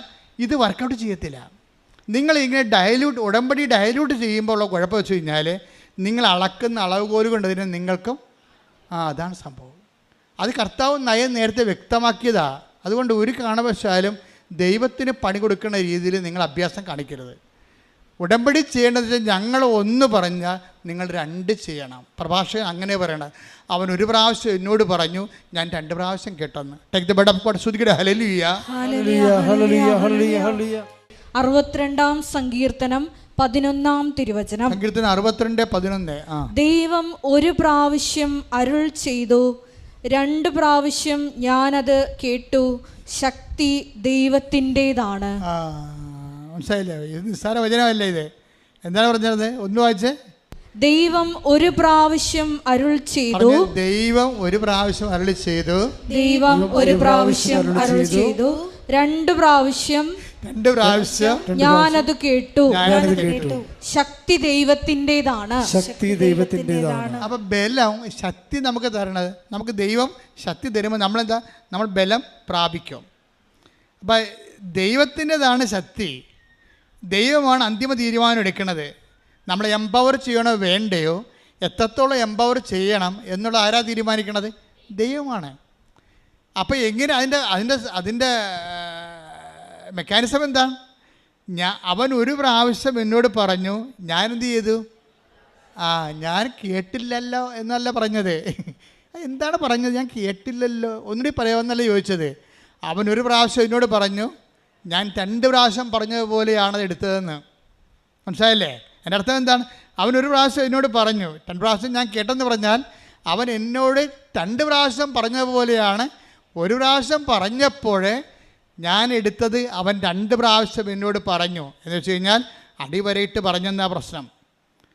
അടിവരയിട്ട് പറഞ്ഞതുപോലെ ഞാൻ കേട്ടു. അപ്പോൾ ദൈവവചനം ഇപ്പം നോക്കുക, ഉടമ്പടി എന്ന് പറഞ്ഞാൽ എന്താണ്? അവൻ പറയണത് പോലെ ചെയ്യുകയാണ് ഉടമ്പടി. അവൻ പറയണ പോലെ ചെയ്തോളാമെന്നാണ് നമ്മൾ ഉടമ്പടി ചെയ്യണത്. അവൻ പറഞ്ഞ പോലെ ചെയ്തോളാമെന്നാണ് പറഞ്ഞത്. പക്ഷെ അവൻ പറയണത് എന്താണ്? അവൻ ഒരു പ്രാവശ്യം പറയുമ്പോൾ നമ്മളെന്ത് ചെയ്യണം? ഇത് ബൈബിളിൻ്റെ ഒരു രീതിയാണ്. എന്നുവെച്ചാൽ ഇതിനോട് ഉപോത്ബലമായിട്ടൊരു വചനം പറയാൻ അറിയാവോ? നിങ്ങളോട് 1 മൈൽ പോകാൻ പറഞ്ഞവൻ്റെ കൂടെ നിങ്ങൾ 2 മൈൽ പോകണം. മത്തായി 5:41. 1 മൈൽ ദൂരം പോകാൻ നിന്നെ നിർബന്ധിക്കുന്നവനോട് കൂടെ 2 മൈൽ ദൂരം പോകുക. ഇത് ഓൺലൈൻ വ്യാഖ്യാനമാണ്, കണ്ടില്ലേ? വചനം കൊണ്ട് വ്യാഖ്യാനിക്കുന്നത് എന്ന് വെച്ച് കഴിഞ്ഞാൽ ഇതിൻ്റെ രീതി എന്ന് പറയുന്നത്, ഇപ്പം 1 മൈൽ ദൂരം പോകാൻ. ഇപ്പം നിങ്ങളോട് എന്താ പറഞ്ഞത്? നിങ്ങൾ രോഗികൾക്ക് ആശുപത്രിയിൽ നിങ്ങൾക്ക് ഈ പത്രപ്രേക്ഷിത്വം തുടങ്ങി എങ്ങനെയാണെന്ന് അറിയാവോ? ഞാനും വിജയകുമാരും കൂടി 2013 ഇതുപോലെ 90 കൊന്തയും ചൊല്ലി മാതാവിൻ്റെ മുമ്പിൽ നിൽക്കുകയാണ്, വെള്ളംകണ്ണി. അപ്പോൾ ഇതുപോലെ പോരാൻ നേരത്താണ് അമ്മ സബ്മിറ്റ് പറയണത്. അപ്പോൾ അമ്മ പറഞ്ഞ് ഹോസ്പിറ്റൽ മിഷൻ എന്ന് പറഞ്ഞ്, ഹോസ്പിറ്റൽ മിഷൻ. ഉടനെ ഞാൻ വിജയകുമാറിനോട് വണ്ടി കയറി, ഞങ്ങൾക്ക് അവിടെ വെള്ളാങ്കണ്ണിയിൽ ട്രെയിൻ അവിടം വരെ ആ പള്ളിയുടെ അടുത്ത് വരെ വരുന്നുണ്ടല്ലോ. അപ്പോൾ ഇവിടുന്ന് ഓട്ടോറിക്ഷക്കാണ് പോകണത് അങ്ങോട്ട്. ഓട്ടോറിക്ഷയ്ക്ക് കയറാൻ നേരത്ത് ഞാൻ പറഞ്ഞ്, അവസാനം അമ്മ പറഞ്ഞ മനസ്സിലായാ? കേട്ടാ? എന്താ? എന്നോടൊന്നും പറഞ്ഞില്ലെന്ന് പറഞ്ഞ്. അമ്മ പറഞ്ഞു ഹോസ്പിറ്റൽ മിഷൻ തുടങ്ങാൻ പറഞ്ഞെന്ന് പറഞ്ഞ്. അപ്പോൾ വിജയകുമാർ എന്നോട് ഓട്ടോറിക്ഷയായിരുന്നെന്ന് ചോദിച്ച്, നമ്മൾ മിഷൻ ഹോസ്പിറ്റൽ തുടങ്ങും അല്ലേ? ഞാൻ പറഞ്ഞു നമുക്ക് ആ പണിയില്ലല്ലോ. എന്നുവെച്ചാൽ ഈ ഹോസ്പിറ്റലൊക്കെ ഓരോ ആശുപത്രി ഇല്ലേ, ലോകത്ത് ഈ പ്രൈവറ്റ് ആശുപത്രി ഉണ്ടല്ലോ, അതുപോലെ എന്തോ തുടങ്ങാൻ പോകണമെന്നാണ് വിജയകുമാറിന് തോന്നിയത്. ഞാൻ പറഞ്ഞു അങ്ങനെയല്ല, ഹോസ്പിറ്റൽ മിഷൻ, ഹോസ്പിറ്റലിൽ പോയിട്ട് കിടപ്പ് രോഗികളുടെ കൂടെ ഇരുന്നിട്ട് ദൈവത്തിൻ്റെ സൗഖ്യത്തെക്കുറിച്ച് അവരോട് സുവിശേഷം പ്രസംഗിക്കാം. ദൈവം നൽകുന്ന സൗഖ്യത്തെക്കുറിച്ച് നമ്മുടെ പത്രം വായിച്ചവരെ കേൾപ്പിക്കും. അപ്പോൾ ഞാനിവിടെ നാട്ടിൽ വന്നപ്പോൾ ഞങ്ങൾ രണ്ടുപേരും കൂടി, എല്ലാവരും ഉണ്ട്, ഇപ്പോൾ ജോമോള എല്ലാവരും ഉണ്ടായിരുന്നു ഇവിടെ. ഞങ്ങൾ വിളിച്ചത് പറഞ്ഞത് നമ്മൾ ഹോസ്പിറ്റൽ മിഷൻ തുടങ്ങാൻ പോകുന്നു. അമ്മ ഈ പ്രാവശ്യം പറഞ്ഞത് അതാണ്, നമ്മൾ ഒരുമിച്ച് കൂടിയിട്ട് ഇഷ്ടമുള്ളവർ വരാൻ പറഞ്ഞു. അപ്പോൾ 40 പേര് വന്ന്, 40 പേര് 2013 40 പേര് വന്നിട്ടും പറഞ്ഞ് എങ്ങനെ ചെയ്യണം അച്ഛാന്ന് ചോദിച്ചു. അപ്പോൾ പറഞ്ഞ് ഇത് അങ്ങോട്ട് നിങ്ങൾ അതിൻ്റെ അകത്ത് പാവപ്പെട്ടവരുണ്ടെങ്കിൽ നിങ്ങൾക്ക് അങ്ങോട്ടുള്ള വണ്ടിക്കാശ് തരും, തിരിച്ചു വരാനുള്ള വണ്ടിക്കാശ് തരും. നിങ്ങളുടെ കയ്യിൽ നിന്ന് കാശ് ചിലവാകത്തില്ല, കൃപാശ്രയം തരും കാശ്. പിന്നെ പത്രം ഫ്രീ ആയിട്ട് തരും. എന്നിട്ട് നിങ്ങൾക്ക് ഈ പത്രം കൊണ്ടുപോയിട്ട് ആശുപത്രി കിടപ്പ് രോഗികൾക്ക് കൊടുക്കണം. അവർക്ക് സമയമുണ്ട് ഒത്തിരി. ഒന്നിനും സമയമില്ലാഞ്ഞ ആൾക്കാരല്ല, പ്രാർത്ഥിക്കാൻ പോലും സമയമില്ലാഞ്ഞ ആൾക്കാരാണ് അവരൊക്കെ. ഇപ്പോൾ ആവശ്യത്തിന് സമയമുണ്ട്. ആത്മാക്കളെ വേട്ടയാടി പിടിക്കുക എന്ന് പറയാം അതിന്. എന്ന് വെച്ച് കഴിഞ്ഞാൽ പണ്ട് ഒന്ന് പള്ളിയിൽ പോകണമെന്ന് പറയുമ്പോൾ അയ്യോ എനിക്ക് അവിടെ പോകണം ഇവിടെ പോകണം, മനസ്സമ്മതമുണ്ട്, അളിയൻ്റെ മനസ്സമ്മതമുണ്ട്, എന്തിങ്ങനെ കുറേ കാര്യങ്ങൾ പറഞ്ഞ് ദൈവത്തിന് കൊടുക്കേണ്ട സമയം ലോകത്തിന് കൊടുത്ത് ജീവിച്ചിട്ട് ഇപ്പം ആവശ്യത്തിന് സമയമുണ്ട്. ഓപ്പറേഷനൊക്കെ നടത്തി അവിടെ ലാവിഷായിട്ട് മരുന്നും കഴിച്ച് ഭക്ഷണം കഴിച്ച് കിടക്കുകയാണ്. അപ്പോൾ മര്യാദ കൊണ്ട് ഇവരുടെ കാര്യം പറയണമെന്ന് പറയും. എനിക്കത്ര സഹതാപമുള്ള ആളല്ലേ കാര്യം. കാര്യം നിങ്ങൾക്കറിയാവില്ല, ഇവിടെ ഒരു മിനിറ്റ് കുർബാനക്ക് അച്ഛൻ ഏവങ്കേലിയോൻ എടുത്തതിന് ശേഷമേ ചില ആൾക്കാർ പള്ളി വരത്തുള്ളൂ. ഒരു സമയമില്ല. അത് അച്ഛൻ്റെ പ്രസംഗം തീർന്നു കഴിഞ്ഞിട്ട് പള്ളിയിൽ പോകാം, പള്ളി എത്തിയാൽ മതിയല്ല, പിന്നെ ഒരു 10-20 മിനിറ്റ് അവിടെ ഇരുന്നാൽ മതിയല്ല എന്ന് വിചാരിച്ചുകൊണ്ട് ഒന്നിനും സമയമില്ലാത്ത ആൾക്കാർക്കൊക്കെ ദൈവം 5-6 മാസമൊക്കെ ആശുപത്രി കിടക്കാൻ വേണ്ടി സമയം കൊടുത്തിരിക്കുകയാണ്. ഞാൻ പറഞ്ഞു അവിടെ വെറുതെ കിടന്നിട്ട് കാര്യമില്ല. മര്യാദക്ക് ദൈവത്തെ ഇനി തിരിച്ചു വരുമ്പോൾ ആ പഴയ സാധനമായിട്ട് വന്നാൽ ഇനിയും ആശുപത്രി തിരിച്ചു പോകേണ്ടി വരും. അതുകൊണ്ട് ഇതുകൊണ്ട് വായിച്ച് കേൾപ്പിക്കാൻ പറഞ്ഞു. വായിക്കാൻ അത് കൊടുക്കാനേ ഉള്ളൂ. അവർക്ക് ആവശ്യ സമയമുണ്ടല്ലോ. അവർ മനോരാജ്യവും പല രാജ്യങ്ങളൊക്കെ പിന്നെയും വായിച്ച് അവർ പ്രണയം, ഈ വയസ്സന്മാർക്ക് പോലും പ്രണയം തലയടിച്ചിരിക്കുകയാണ് മാമ്പഴമൊക്കെ വായിച്ച്. അപ്പോൾ അതുകൊണ്ട് അവർക്കൊരു ചികിത്സയാണ്, ആധ്യാത്മിക ചികിത്സ. അമ്മ പറഞ്ഞതാണ് വേളാങ്കണ്ണി വെച്ച്. ഞങ്ങൾ ആ ചികിത്സ കൃത്യമായിട്ട് ചെയ്ത് 3 കൊല്ലം ചെയ്ത്. ഹോസ്പിറ്റൽ ഫീസ് ഇപ്പം കൂടുന്നുണ്ട്. ഇപ്പം ചെയ്യണമെന്ന് പറഞ്ഞു കഴിഞ്ഞാൽ ഈ നിങ്ങൾ കൊണ്ടുവന്നിരിക്കുന്ന തുണികളെല്ലാം അവർക്ക് കൊടുക്കുന്നു. ആ തുണികൾ അവർ കൊണ്ടുപോയി ഒരു സ്ഥലത്ത് കൊണ്ടുപോയി രോഗികൾക്ക് കൊടുക്കുന്നതാണ് ഇപ്പം ചെയ്യണത്. കാര്യം ഹോസ്പിറ്റൽ മിഷൻ ഇപ്പം നിങ്ങളാണല്ലോ ചെയ്യണത്, നിങ്ങളല്ല ചെയ്യണത്. അപ്പോൾ അതുകൊണ്ട് ആ മിഷൻ മാറ്റി. ആ മിഷൻ ഇപ്പം നിലനിൽക്കുന്നുണ്ട് ശരിക്കും പറഞ്ഞാൽ. അപ്പോൾ ഇതിൻ്റെ അകത്ത് എന്നെ ഞെട്ടിപ്പിച്ചതെന്ന് വെച്ച് കഴിഞ്ഞാൽ ഹരിപ്പാട് ആശുപത്രിയിൽ പോയ പാർട്ടി പത്രം കൊടുക്കുമ്പോൾ ഒരു വല്യപ്പൻ പറഞ്ഞ്, എൻ്റെ കൊച്ചെ എൻ്റെ കണ്ണട പോയിരിക്കുകയാണ്, അത് കണ്ണ് കാണാൻ പാടില്ല, വായിക്കാൻ പറ്റത്തില്ലെന്ന് പറഞ്ഞു. ഉടനെ ഈ കൊണ്ടുപോയ ആൾ അവിടെ ഇരുന്ന് ആ കട്ടിലേ ഇരുന്ന് കൊണ്ട് ആ പത്രത്തിൻ്റെ 8 പേജും ഈ വല്യപ്പനെ വായിച്ച് കേൾപ്പിച്ച് 2.5 മണിക്കൂർ. നോക്കിയേ, ഉടമ്പടിക്ക് മുമ്പുണ്ടായിരുന്നൊരു കൃപാസനത്തിൻ്റെ ഒരു പരിച്ഛേദമാണേ 2.5 മണിക്കൂർ. ഇത് ആരാണെന്നറിയാവോ? ഇവർ മാർക്സിസ്റ്റ് പാർട്ടിയുടെ പഞ്ചായത്ത് മെമ്പറാണ്, നോൺ ക്രിസ്ത്യനാണ്. ഇവർ ചെയ്തിരിക്കുന്ന പരിപാടിയാണിത്. അവരിപ്പോഴും ഉണ്ട് കൃപാസനത്തിൽ പരിശുദ്ധയായിട്ട്. എന്ന് വെച്ച് കഴിഞ്ഞാൽ ഒരു വ്യക്തി അവരോട് ഞാൻ 1 പ്രാവശ്യം പറഞ്ഞു, 2 പ്രാവശ്യം ഞാൻ കേട്ടു. അതാണ് സാധനം. നമ്മൾ പത്രം കൊടുക്കാനേ പറഞ്ഞുള്ളൂ. അവിടെ ഇരുന്നുകൊണ്ട് 2.5 മണിക്കൂർ വായിച്ച് കേൾപ്പിച്ച് കൊടുക്കാൻ ഞാൻ പറഞ്ഞിട്ടില്ല. അതാണ് വിഷയം. നിങ്ങൾ പലരും ചെയ്യണത് ഈ പറഞ്ഞതിൻ്റെ അകത്ത് നിന്ന് എന്ത് കുറക്കാൻ പറ്റുമെന്നതൊക്കെയാണ്. നമ്മളിപ്പോൾ എന്തെങ്കിലും ഇപ്പോൾ ആട് കച്ചവടം, ആന കച്ചവടമൊക്കെ പറയുമ്പോൾ ഒരു എമൗണ്ട് പറയത്തില്ലേ? അപ്പോൾ അവിടെ നമ്മൾ ചോദിക്കും വല്ലതും കുറക്കാൻ പറ്റുമെന്ന് ചോദിക്കത്തില്ലേ? അതൊരു കച്ചവടം പോലെയാണ് സംഭവം. ആനക്ക് 1,00,000 രൂപ. അപ്പോൾ ചോദിക്കും വല്ലതും കുറക്കാൻ പറ്റുമോ? ഇപ്പോൾ ഉത്സവത്തിനൊന്നും ആന എഴുന്നള്ളിപ്പിക്കണില്ലല്ലോ, അപ്പോൾ വലിയ തടി വലിക്കാനും അത് കേടാണ്, അതിന് JCB ഉണ്ട്, വല്ലതും കുറക്കാൻ പറ്റുമോ എന്ന് ചോദിക്കും. അങ്ങനെ നിങ്ങളും ദൈവത്തോട് ഒരു പ്രേക്ഷിത പ്രവർത്തനം തരുമ്പോൾ വല്ലതും കുറക്കാൻ പറ്റുമോ എന്ന് ചോദിക്കത്തില്ലേ? ദൈവം ആത്മാർത്ഥമായിട്ട് കുറക്കും. എന്താ അറിയാം? നിങ്ങൾക്ക് തരാനുള്ള അനുഗ്രഹം കുറക്കും. അതാണ് പ്രശ്നം. നിങ്ങൾ വെറുതെ വന്ന് പണിമേടിക്കണേ. അതുകൊണ്ട് ഈ വിഷയത്തിൽ കുറച്ച് സത്യസന്ധമായിരിക്കണം. അതായത് നിന്നോട് ശണ്ട കൂടിയെന്ന് വിചാരിച്ചോ നിൻ്റെ ഉടുപ്പ് കരസ്ഥമാക്കാൻ പോകാൻ പറഞ്ഞത് സ്നേഹത്തിൽ പോകാൻ പറഞ്ഞതാണ്. ഇനി വേറെ ശണ്ടപ്പാർട്ടിയുണ്ട്. ശണ്ടപ്പാർട്ടി എന്ന് വെച്ച് കഴിഞ്ഞാൽ ഗുണ്ടായിസം കാണിച്ചുകൊണ്ട് നിൻ്റെ അടുക്ക് കത്തി കാണിച്ച് ചെയ്യടാന്ന് പറയും. അവനെ ഇതിനകത്ത് കർത്താവ് പറയുക, അങ്ങനെയുള്ള ആൾക്കാർ സമൂഹത്തിൽ ഉണ്ടാവും. ഗുണ്ടായിസം കാണിച്ചുകൊണ്ട് നിന്നോട് ചെയ്യാൻ പറയുന്നവരുണ്ടാവും.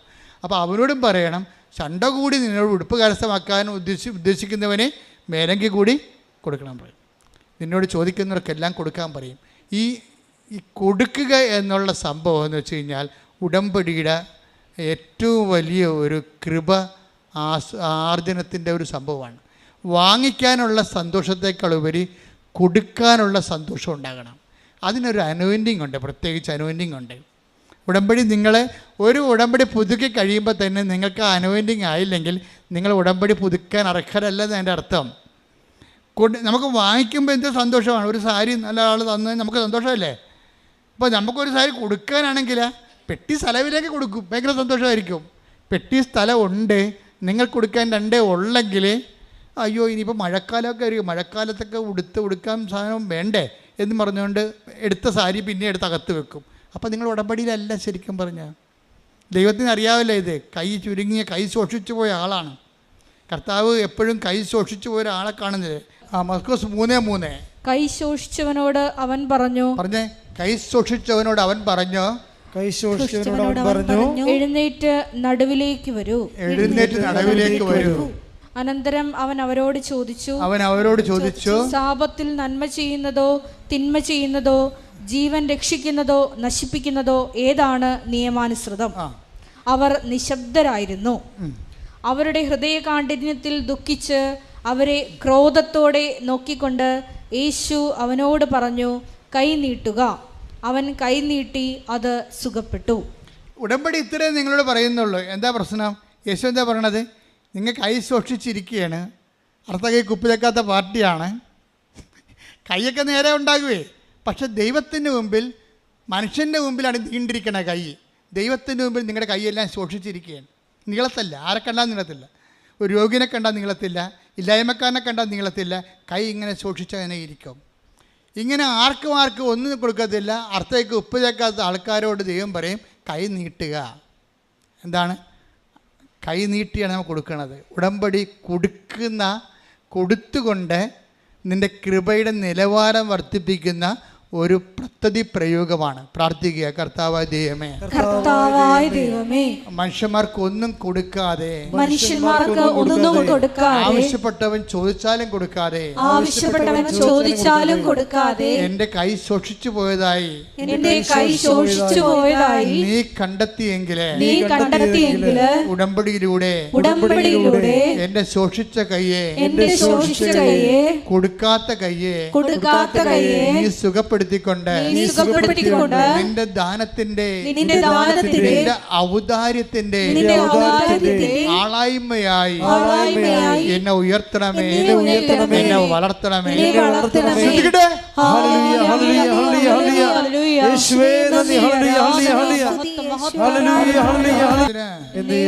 ആരാധനയും സ്തുതിയും പുകഴ്ചയും ഉണ്ടായിരിക്കട്ടെ. ഇങ്ങനെ കർത്താവിൻ്റെ നാമത്തിൽ ദാനധർമ്മങ്ങൾ ചെയ്ത, ഉപവിപ്രവർത്തനങ്ങൾ ചെയ്ത, സ്നേഹത്തിൻ്റെ നിലവാരം വർദ്ധിപ്പിച്ച, നീ വല്ലാണ്ടങ്ങ് ദൈവപൈതലായി, ദൈവമകളായി, ദൈവമകനായി മാറുന്ന അനുസരിച്ച് കൊണ്ട് കർത്താവിൻ്റെ അവകാശവും ഓഹരിക്കും പാത്രീഭവിക്കുന്ന വലിയ ബലപ്പെടുത്തലാണ് ഉടമ്പടി നടക്കുന്നത്. അതായത് ഉടമ്പടിയിൽ എന്താ ചെയ്യണമെന്ന് വെച്ച് കഴിഞ്ഞാൽ, നിന്നെ ബലപ്പെടുത്തും ദൈവം, ബലപ്പെടുത്തും. ഇപ്പം ഗീതാകുമാരി എന്താ ചെയ്തത്? ഭർത്താവ് തളർന്നിട്ടും മനുഷ്യനെ കിടന്നുറങ്ങി, നാളെ മാതാവ് അവിടെ ഉണ്ടാവും ഇൻ്റർവ്യൂവിനെ എന്ന് പറഞ്ഞുകൊണ്ട് ബലപ്പെടുത്തുകയാണ്. ആരെ? അതാണ് ബലമെന്ന് പറയണത്. അങ്ങർക്ക് ഉറങ്ങാൻ പറ്റണില്ല. കാര്യം എന്താ? അങ്ങർക്ക് ബലമില്ല, വൈഫിൻ്റെ ബലമുണ്ട്. എന്താ അയാൾ ചോദിക്കണേ, അതെന്താ ഉറങ്ങാത്തതെന്ന് ചോദിക്കുക. അയാൾ പറയും, ഇടി നമ്മൾ വീട് വിറ്റിട്ടല്ലേ പോകുന്നത്, അപ്പോൾ ഇനി നമ്മൾ തിരിച്ച് നാട്ടിൽ ചെല്ലുമ്പോൾ ബയോമെട്രിക്സ് അല്ലേ ഇന്ന്, ഇനി ഇൻ്റർവ്യൂ 19-ാം തീയതി അല്ലേ, അപ്പോൾ ഇനി 10 ദിവസം നമ്മൾ എവിടെ പോയി താമസിക്കും? അപ്പോൾ ഇവൾ പറയും, നമ്മൾ പോണില്ലല്ലോ, പിന്നെ എന്തിനാണ് താമസിക്കണത്? ഇത്തിരി കാശ് കയ്യിലുണ്ട്, ചെറിയ ഹോട്ടൽ വാങ്ങിച്ചിട്ട്, ഹോട്ടലിൽ എവിടെയെങ്കിലും ഒരു മുറി എടുത്തിട്ട് നമ്മൾ അവിടെ താമസിക്കും, വീട്ടിൽ പോകണില്ല, വീടില്ലല്ലോ നമുക്ക്, വീടില്ലല്ലോ എന്നൊക്കെ സിമ്പിളായിട്ട് പറയുകയാണേ. കാരണം വീട്ടിൽ പോകാൻ വീടില്ല, വീട് വിറ്റുപോയില്ലേ. അയാളാണെങ്കിൽ നിങ്ങളെടുത്ത് ഇറങ്ങുകയാണെന്ന് പറയുമ്പോൾ ഇവൾ പറയും, ചേട്ടാ ഞങ്ങൾ വരും, ഞങ്ങളൊരു ഇൻ്റർവ്യൂവിന് പോവുകയാണ്, വന്നിട്ട് ഉടനെ ഇറങ്ങിക്കൊള്ളാം. അപ്പോൾ അത്രയും തിടുക്കത്തിലാണ് അയാൾ നിൽക്കണത്, വീട് എടുത്ത ആൾ നിൽക്കണത്. അപ്പോൾ ഈ മനുഷ്യൻ ചോദിക്കും, ഇടി നമ്മൾ വീട്ടിൽ തിരിച്ചു ചെല്ലുമ്പോഴേ നമുക്ക് വീടില്ലല്ലോ, നീ പണ്ടത്തെ ഓർമ്മയിലാണ് ഇരിക്കണത്. അല്ല, എനിക്കറിയാം, എനിക്ക് ഓർമ്മയുണ്ട്, നമുക്ക് വീടില്ല, നമ്മളിപ്പോൾ ഹോട്ടലിൽ താമസിക്കും. പിന്നെ ഇൻ്റർവ്യൂ ഇപ്പോൾ ഇതില്ലേ, ഇത് മാതാവ് ഇത്രയും നാൾ നമ്മൾ മാതാവിൻ്റെ കൂടെ നടന്നതല്ലേ, അപ്പം മാതാവ് ഇതോടുകൂടി നമ്മളെ രക്ഷിക്കുകയാണെന്ന് പറയും. ബലപ്പെടുത്തണം. എന്തൊരു ബലമാണ് ഈ സ്ത്രീക്ക് എന്ന് വെച്ച് കഴിഞ്ഞാൽ, ഭർത്താവിനെ, സാധാരണ ഭർത്താക്കന്മാരാണ് ഭാര്യമാരെ ബലപ്പെടുത്തണം അല്ലേ, ഇതങ്ങനെ തിരിച്ച് ബലപ്പെടുത്തുകയാണ്. തിരിച്ച് ബലപ്പെടുത്തിയപ്പെടുത്തിട്ട് ഇവൾ പറയുവേ, ഞങ്ങൾക്ക് ജോലിയിലല്ല, ഞങ്ങൾ ഹോട്ടലിൽ ഒരു മുറിയെടുത്ത് അവിടെ താമസിച്ച്, എന്നിട്ട് ഞങ്ങൾക്ക് വഴിയൊന്നും അറിയാൻ പറ്റില്ല, കൽക്കട്ടയല്ലേ, എന്നെ വഴി അറിയാനാണ്, അതുകൊണ്ട് ഞങ്ങൾ ചുമ്മാ ഇറങ്ങി നടക്കും, ഒരു തിട്ടമൊക്കെ വെച്ച് ഇറങ്ങി നടക്കും. ഇറങ്ങി നടന്നിട്ട് കുറച്ചൊക്കെ നടന്നേച്ചും നടക്കണ്ടച്ചും ഒരു തിട്ടത്തിന് ഓട്ടോറിക്ഷയ്ക്ക് പോകാൻ കാശില്ല, അതുകൊണ്ട് നടക്കുകയാണ് പതിവ്. 10 ദിവസം തികച്ചെടുക്കണ്ടേ, അതുകൊണ്ട് അവിടെ താമസിക്കുകയാണ്. അതായത് ഇത്രയും ഈ 0- നിൽക്കുന്ന ആൾ ജീവിതത്തെ എന്ത് ധൈര്യമായിട്ട്, ഇതാണ് ബലമെന്ന് പറയണത്. എന്നിട്ട് ഞങ്ങൾ നടന്ന് കുറച്ച് ക്ഷീണിക്കുമ്പോൾ തിരിച്ചു നടക്കുമ്പോൾ ഞാൻ തിരിച്ച് വന്നേച്ചും എനിക്ക് ജോലി ഉണ്ടല്ലോ. അപ്പോൾ നമ്മളോർക്കും, ഇവർക്ക് ജോലി എന്ത് ജോലിയാണ്, കൽക്കട്ടാച്ചെന്ന് എന്ത് ജോലിയല്ല, അല്ല എനിക്ക് പ്രാർത്ഥിക്കണമല്ലോ എന്നും. അത് നമ്മളെ സാക്ഷ്യം കേൾക്കുമ്പോൾ രസമാണ് എനിക്ക്. അപ്പം ഞങ്ങൾ തിരിച്ചു വരുമ്പോൾ എനിക്ക് ജോലി ഉണ്ടല്ലോ, അയാൾക്ക് ജോലിയില്ല, എനിക്ക് ജോലിയുണ്ട്, എന്താ? അപ്പോൾ അവർക്ക് ഇവർക്ക് എന്ത് ജോലിയാണെന്ന് നമുക്ക് ചിന്തിച്ച് നോക്കുമ്പോൾ അടുത്ത് പറയും, എനിക്ക് പ്രാർത്ഥിക്കണമല്ലോ എന്ന്. ഞാൻ 4 മണിക്കൂർ ഒരു ദിവസം പ്രാർത്ഥിക്കാം. കാര്യം അതായത് ഞാൻ 4 മണിക്കൂർ ഒരു ദിവസം പ്രാർത്ഥിക്കും. അപ്പോൾ 4 ദിവസം 4 മണിക്കൂർ ഒരു ജോലിയായിട്ട് എടുത്തിരിക്കുന്ന പ്രാർത്ഥന. എന്താ കാര്യം? ദൈവത്തിരുസേനെ വ്യാപരിക്കുകയാണ് വിശ്വസിക്കുന്നത്. അപ്പോൾ ഒരു വ്യക്തിയെ ഉടമ്പടി അവൻ്റെ 0- തണുത്ത ഒരു ജീവിത കാലഘട്ടങ്ങളിൽ എങ്ങനെയാണ് ബലം പിടിച്ച് നിർത്തണമെന്ന് ഓർക്കുക. ഞാൻ ബൈബിൾ ഇങ്ങനെ ഒരാളെ കണ്ടിരിക്കുന്നത് ഈ ഫെനുവേലിൻ്റെ മകള് അന്നേനെ കണ്ടിരിക്കണം. എനിക്ക് ഇഷ്ടപ്പെട്ടൊരു കഥാപാത്രമാണ്. അതായത് വിശുദ്ധ പുതിയ നിയമേതരമായിട്ടുള്ള ഒരു ആധ്യാത്മിക ഫോളോ ചെയ്യുന്ന, പഴയ നിയമത്തിൻ്റെ സ്പിരിച്വാലിറ്റി ഫോളോ ചെയ്യുന്ന ആളാണ് ഈ ഫെനുവേലിൻ്റെ മകൾ അന്ന. ബയോഡേറ്റ അവളുടേത് മാത്രമേ ബൈബിൾ പറയുന്നുള്ളൂ. പല ആൾക്കാരുടെയും ബയോഡേറ്റ മൊത്തം പറയണില്ല. അന്ന എന്ന് പ്രവാചിയെക്കുറിച്ച് പറയുമ്പോൾ അവളുടെ റെസ്യൂം പറയുന്നുണ്ട്. എന്താണ്? അവൾ ഫനുവേലിൻ്റെ അസേർ ഗോത്രത്തിലുള്ളതാണ്, ഫനുവേലിൻ്റെ മകളാണ്, അവളുടെ പേര് അന്നയാണെന്ന് പറയും. ഇത്രയും സുന്ദരമായ രീതിയിൽ ബയോഡേറ്റ പറയുന്ന ഒരു സ്ത്രീ, ഒരു കഥാപാത്രം ബൈബിളിലില്ല. അവൾ അസേർ ഗോത്ര. അവളെ കാണിക്കുമ്പോൾ തന്നെ ലൂക്കായുടെ ക്യാമറ ഇങ്ങനെ ഇവളിലേക്ക് വരുമ്പോൾ ഉടനെ കമൻട്രി പറയും, ഇവൾ അന്ന, ഇവളുടെ ഇരുട്ടത്തിരിക്കുകയാണ്. 84 വർഷം. ഫനുവേലിന്റെ പുത്രിയും പറഞ്ഞ ഫനുവേലിന്റെ പുത്രിയും ആശേർ വംശജയുമായ അന്ന എന്നൊരു പ്രവാചികയും അവിടെ ഉണ്ടായിരുന്നു. ഇവൾ കന്യകാപ്രായം മുതൽ 7 വർഷം ഭർത്താവിനോടൊത്ത് ജീവിച്ചു. 84 വയസ്സായ ഈ വിധവ ദേവാലയം വിട്ടുപോകാതെ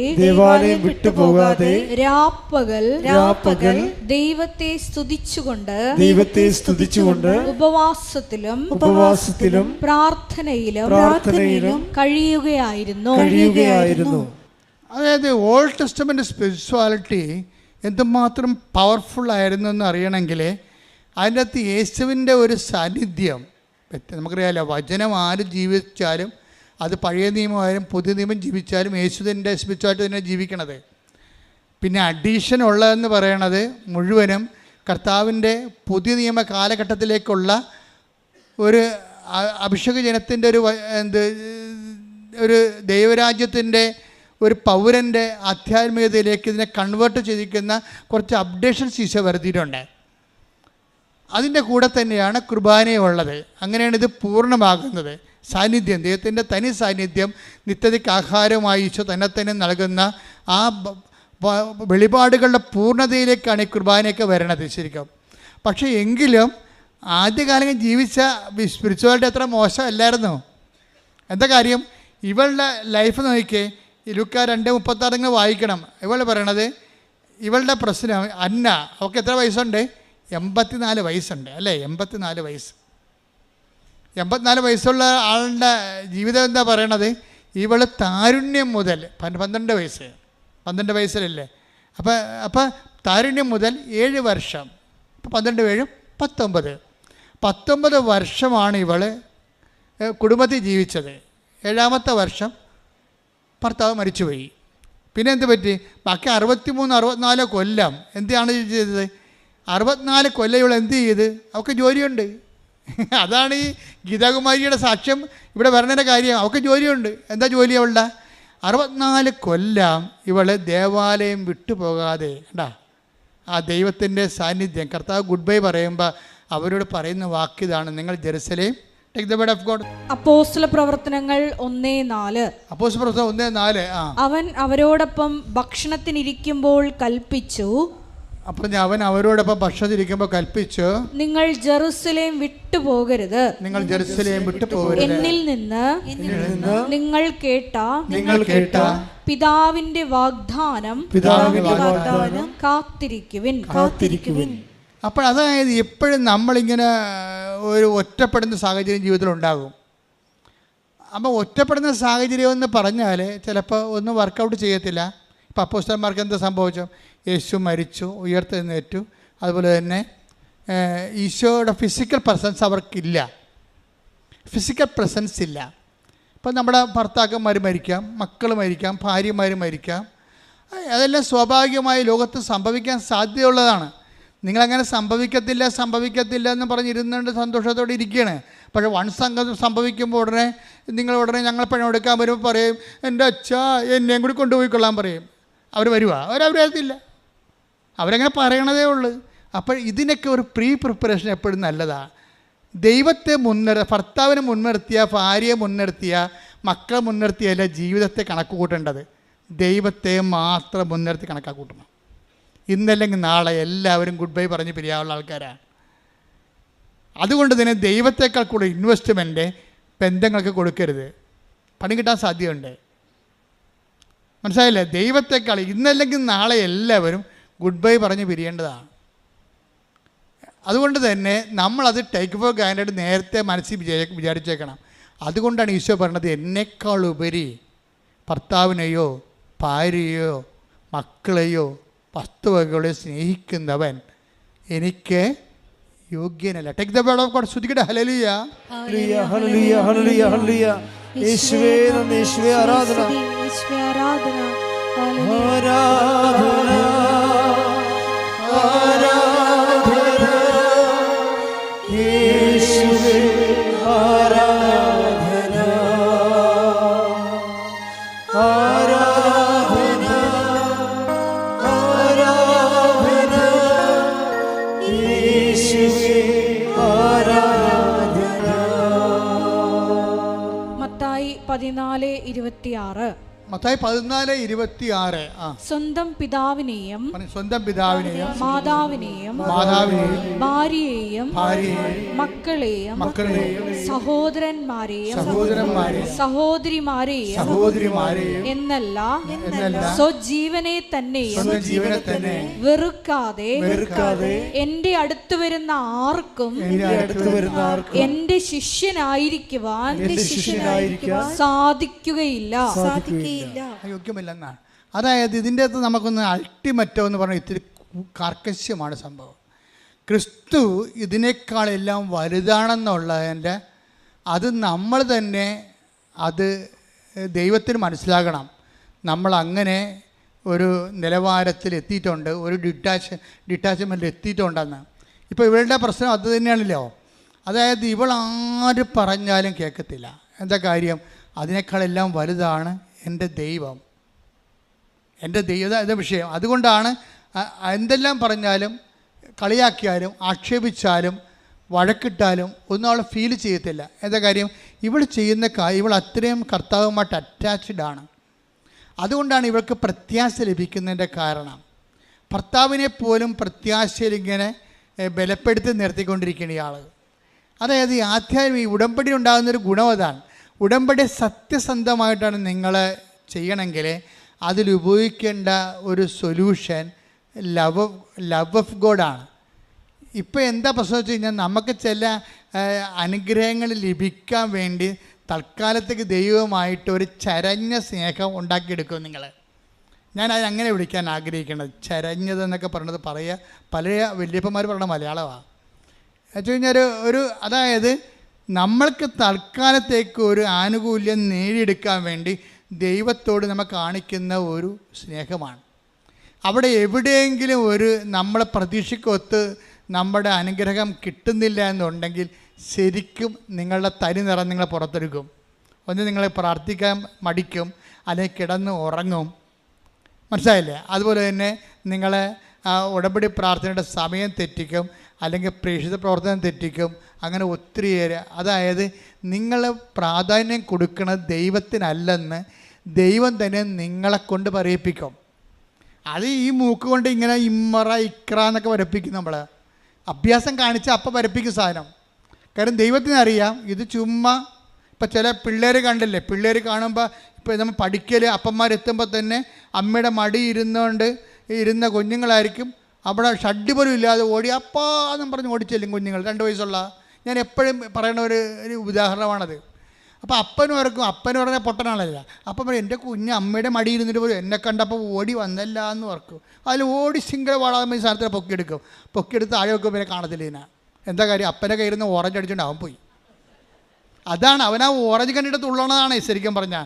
അപ്പനോട് സ്നേഹം ഉണ്ടായിട്ടൊന്നുമല്ല. ഇത് ദൈവത്തിനറിയാം. ഈ IELTS വേണ്ടിയും കാനഡ PR വേണ്ടിയാണ് തുള്ളണമെന്ന് അറിയാം. ഈ ദൈവത്തിൻ്റെ ഐഡിയ മാറ്റിയെടുക്കണം നിങ്ങൾ. പറഞ്ഞാൽ മനസ്സിലായില്ലേ? ഇപ്പം മനസ്സിലായില്ലേ? പച്ച മലയാളത്തിൽ മനസ്സിലായില്ലേ? ദൈവത്തിന് നിങ്ങളെക്കുറിച്ച് അസസ്മെൻ്റ് ഉണ്ട്, ഇത് മാറ്റിയെടുക്കണം. എന്നിട്ട് ദൈവത്തിന് പറയണം, എനിക്ക് നീയാണ് വലുത്, എൻ്റെ ജോലിയേക്കാളും എൻ്റെ ജീവനേക്കാൾ വലുത് നീയാണ് എന്ന് പറഞ്ഞ്, എൻ്റെ ദൈവമേ, എൻ്റെ ദൈവമേ, എൻ്റെ ജോലിയേക്കാളും ജീവനേക്കാളും എനിക്ക് നീയാണ് വലുത്. നിനക്ക് വേണ്ടി ജീവിക്കാൻ പരീക്ഷണ കാലഘട്ടത്തിൽ നിന്റെ ഉടമ്പടിയോട് വിശ്വസ്തത പാലിക്കാൻ എന്നെ ഉപരി അഭിഷേകം ചെയ്യണമേ.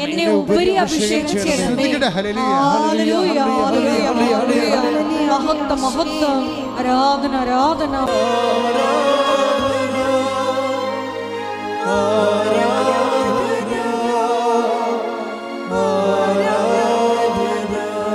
പരിശുദ്ധ പരമ ദിവ്യകാരുണ്യത്തിന് ആരാധനയും സ്തുതിയും പുകഴ്ചയും ഉണ്ടാകട്ടെ. അപ്പൊ ഈ 63 കൊല്ലം ഇവൾക്ക് ഭർത്താവില്ലാതെ വിധവയായി ഒറ്റക്ക് താമസിക്കുകയാണ്. ഈ വിധവയുടെ സ്പിരിച്വാലിറ്റി, ആധ്യാത്മിക ബന്ധങ്ങളെക്കുറിച്ച് പറയണത് എന്താണെന്നറിയാവോ? എന്താ പറഞ്ഞിരിക്കണത്? അവൾ ഒന്ന് ദേവാലയം വിട്ടുപോകാതെ, പിന്നെ എന്ത് ചെയ്ത് കർത്താവിൻ്റെ സാന്നിധ്യം, പ്രാർത്ഥനാ ജീവിതം വിട്ടുപോകാതെ, ഭർത്താവില്ല. പിന്നെ എന്താ പറയണത്? 2:36-37 എന്താ പറയണത്? ലുക്ക ദേവാലയം വിട്ടുപോകാതെ, പിന്നെ എന്താ പറയണത്? വായിച്ചോളൂ. രാപകൽ ദൈവത്തെ സ്തുതിച്ചുകൊണ്ട് ഉപവാസത്തിലും പ്രാർത്ഥനയിലും കഴിയുകയായിരുന്നു. എത്ര കാര്യങ്ങളായിരിക്കേ. ദേവാലയം വിട്ടുപോകാതെ, പിന്നെ എന്ത് ചെയ്ത് രാപകൽ, പിന്നെ എന്ത് ഏറ്റു പറഞ്ഞ ദൈവത്തെ സ്തുതിച്ചുകൊണ്ട്. അപ്പൊ എന്തിനാണ് ദൈവത്തെ സ്തുതിച്ചത് ഇവള്? അതാണ് വിഷയം. എന്തിനാണ് ഇവള് സ്തുതിച്ചത്? ഭർത്താവിനെ നേരത്തെ വിളിച്ചതിനാണ് സ്തുതിച്ചത്. അതാ മക്കൾ ആരെയും കൊടുക്കാഞ്ഞുകൊണ്ടാണ് സ്തുതിച്ചത്.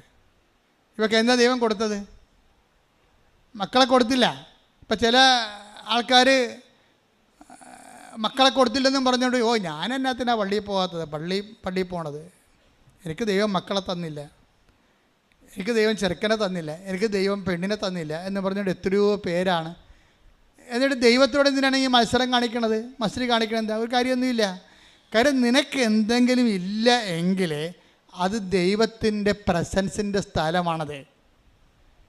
ഇപ്പം നമുക്ക് എപ്പോഴും ചിന്തിക്കണം നിങ്ങൾ, അത് നിനക്ക് എന്തെങ്കിലും ഇല്ല എങ്കിൽ നിനക്ക് ഇല്ല എന്നല്ല എൻ്റെ അർത്ഥം, ദൈവത്തിൻ്റെ ഉണ്ട് എന്ന് പറയുന്ന സ്ഥലമാണത്. ഇപ്പം ഞാൻ എപ്പോഴും എൻ്റെ കൂട്ടുകാരൻ അച്ഛൻ്റെ ജൂബിലിയാണ്, ഡിസംബർ 27 അദ്ദേഹം ഇവിടെ ജൂബിലിക്ക് കുർബാന ചെല്ലുന്നുണ്ട്. കഴിഞ്ഞ പോലെ ഞാൻ പറഞ്ഞതാണ്. അപ്പോൾ അദ്ദേഹം ഈ അടുത്തത് പള്ളിയിൽ താമസിക്കുന്നുണ്ട്, ഫാദർ ജോസഫ് കിഴങ്ങാടൻ. അപ്പോൾ ഞങ്ങൾ ഒരുമിച്ചാണ് അവിടെ, കോട്ടയം രൂപതക്കാരനാണ്, ഞങ്ങൾ ഒരുമിച്ചാണ് അവിടെ താമസിച്ചിരുന്നത്, മേജർ സെമിനാരിൽ. അപ്പോൾ പുള്ളി അധ്വാനബാഹുവാണ്. അപ്പം എനിക്ക് ഈ രാത്രി 2 മണിക്ക് ഭക്ഷണം കഴിച്ചിട്ട് ഒന്ന് ചെറിയതായിട്ട് സിയസ്തയ്ക്ക് വരും, ചെറിയ ഉറക്കത്തിന് വരും. ഉറക്കത്തിന് വരുമ്പോൾ ഞാൻ നേരത്തെ ഇങ്ങോട്ട് പോരും. അപ്പോൾ ഇഴങ്ങാണ് 1/2 മണിക്കൂർ കഴിഞ്ഞേ വരത്തുള്ളൂ. വരുമ്പോൾ എടാ ഓപ്പേ കിടന്നല്ലേ. അപ്പോൾ നോക്കുമ്പോൾ അപ്പോൾ എനിക്ക് ഒരു കീറിയ ബനിയനൊക്കെ ഇട്ട് നെഞ്ചും കൊട്ടത് പുറത്ത് കാണാൻ, ബനിയനും കാണാൻ പറ്റും, നെഞ്ചും കാണാൻ പറ്റും. അപ്പോൾ പറഞ്ഞു, എടാ ഓപ്പേ ആരോഗ്യമില്ലാത്തതിന് യൗവനമില്ലടാന്ന് പറയും.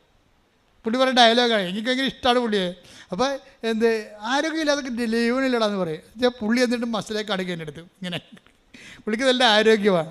അപ്പോൾ ഞാൻ കർത്താവിനോട് പറയും, കർത്താവേ എനിക്ക് ആരോഗ്യം ഉണ്ടായിട്ട് വലിയ കാര്യമൊന്നുമില്ല, എനിക്ക് 1 കൊല്ലം അച്ഛനായാൽ മതി.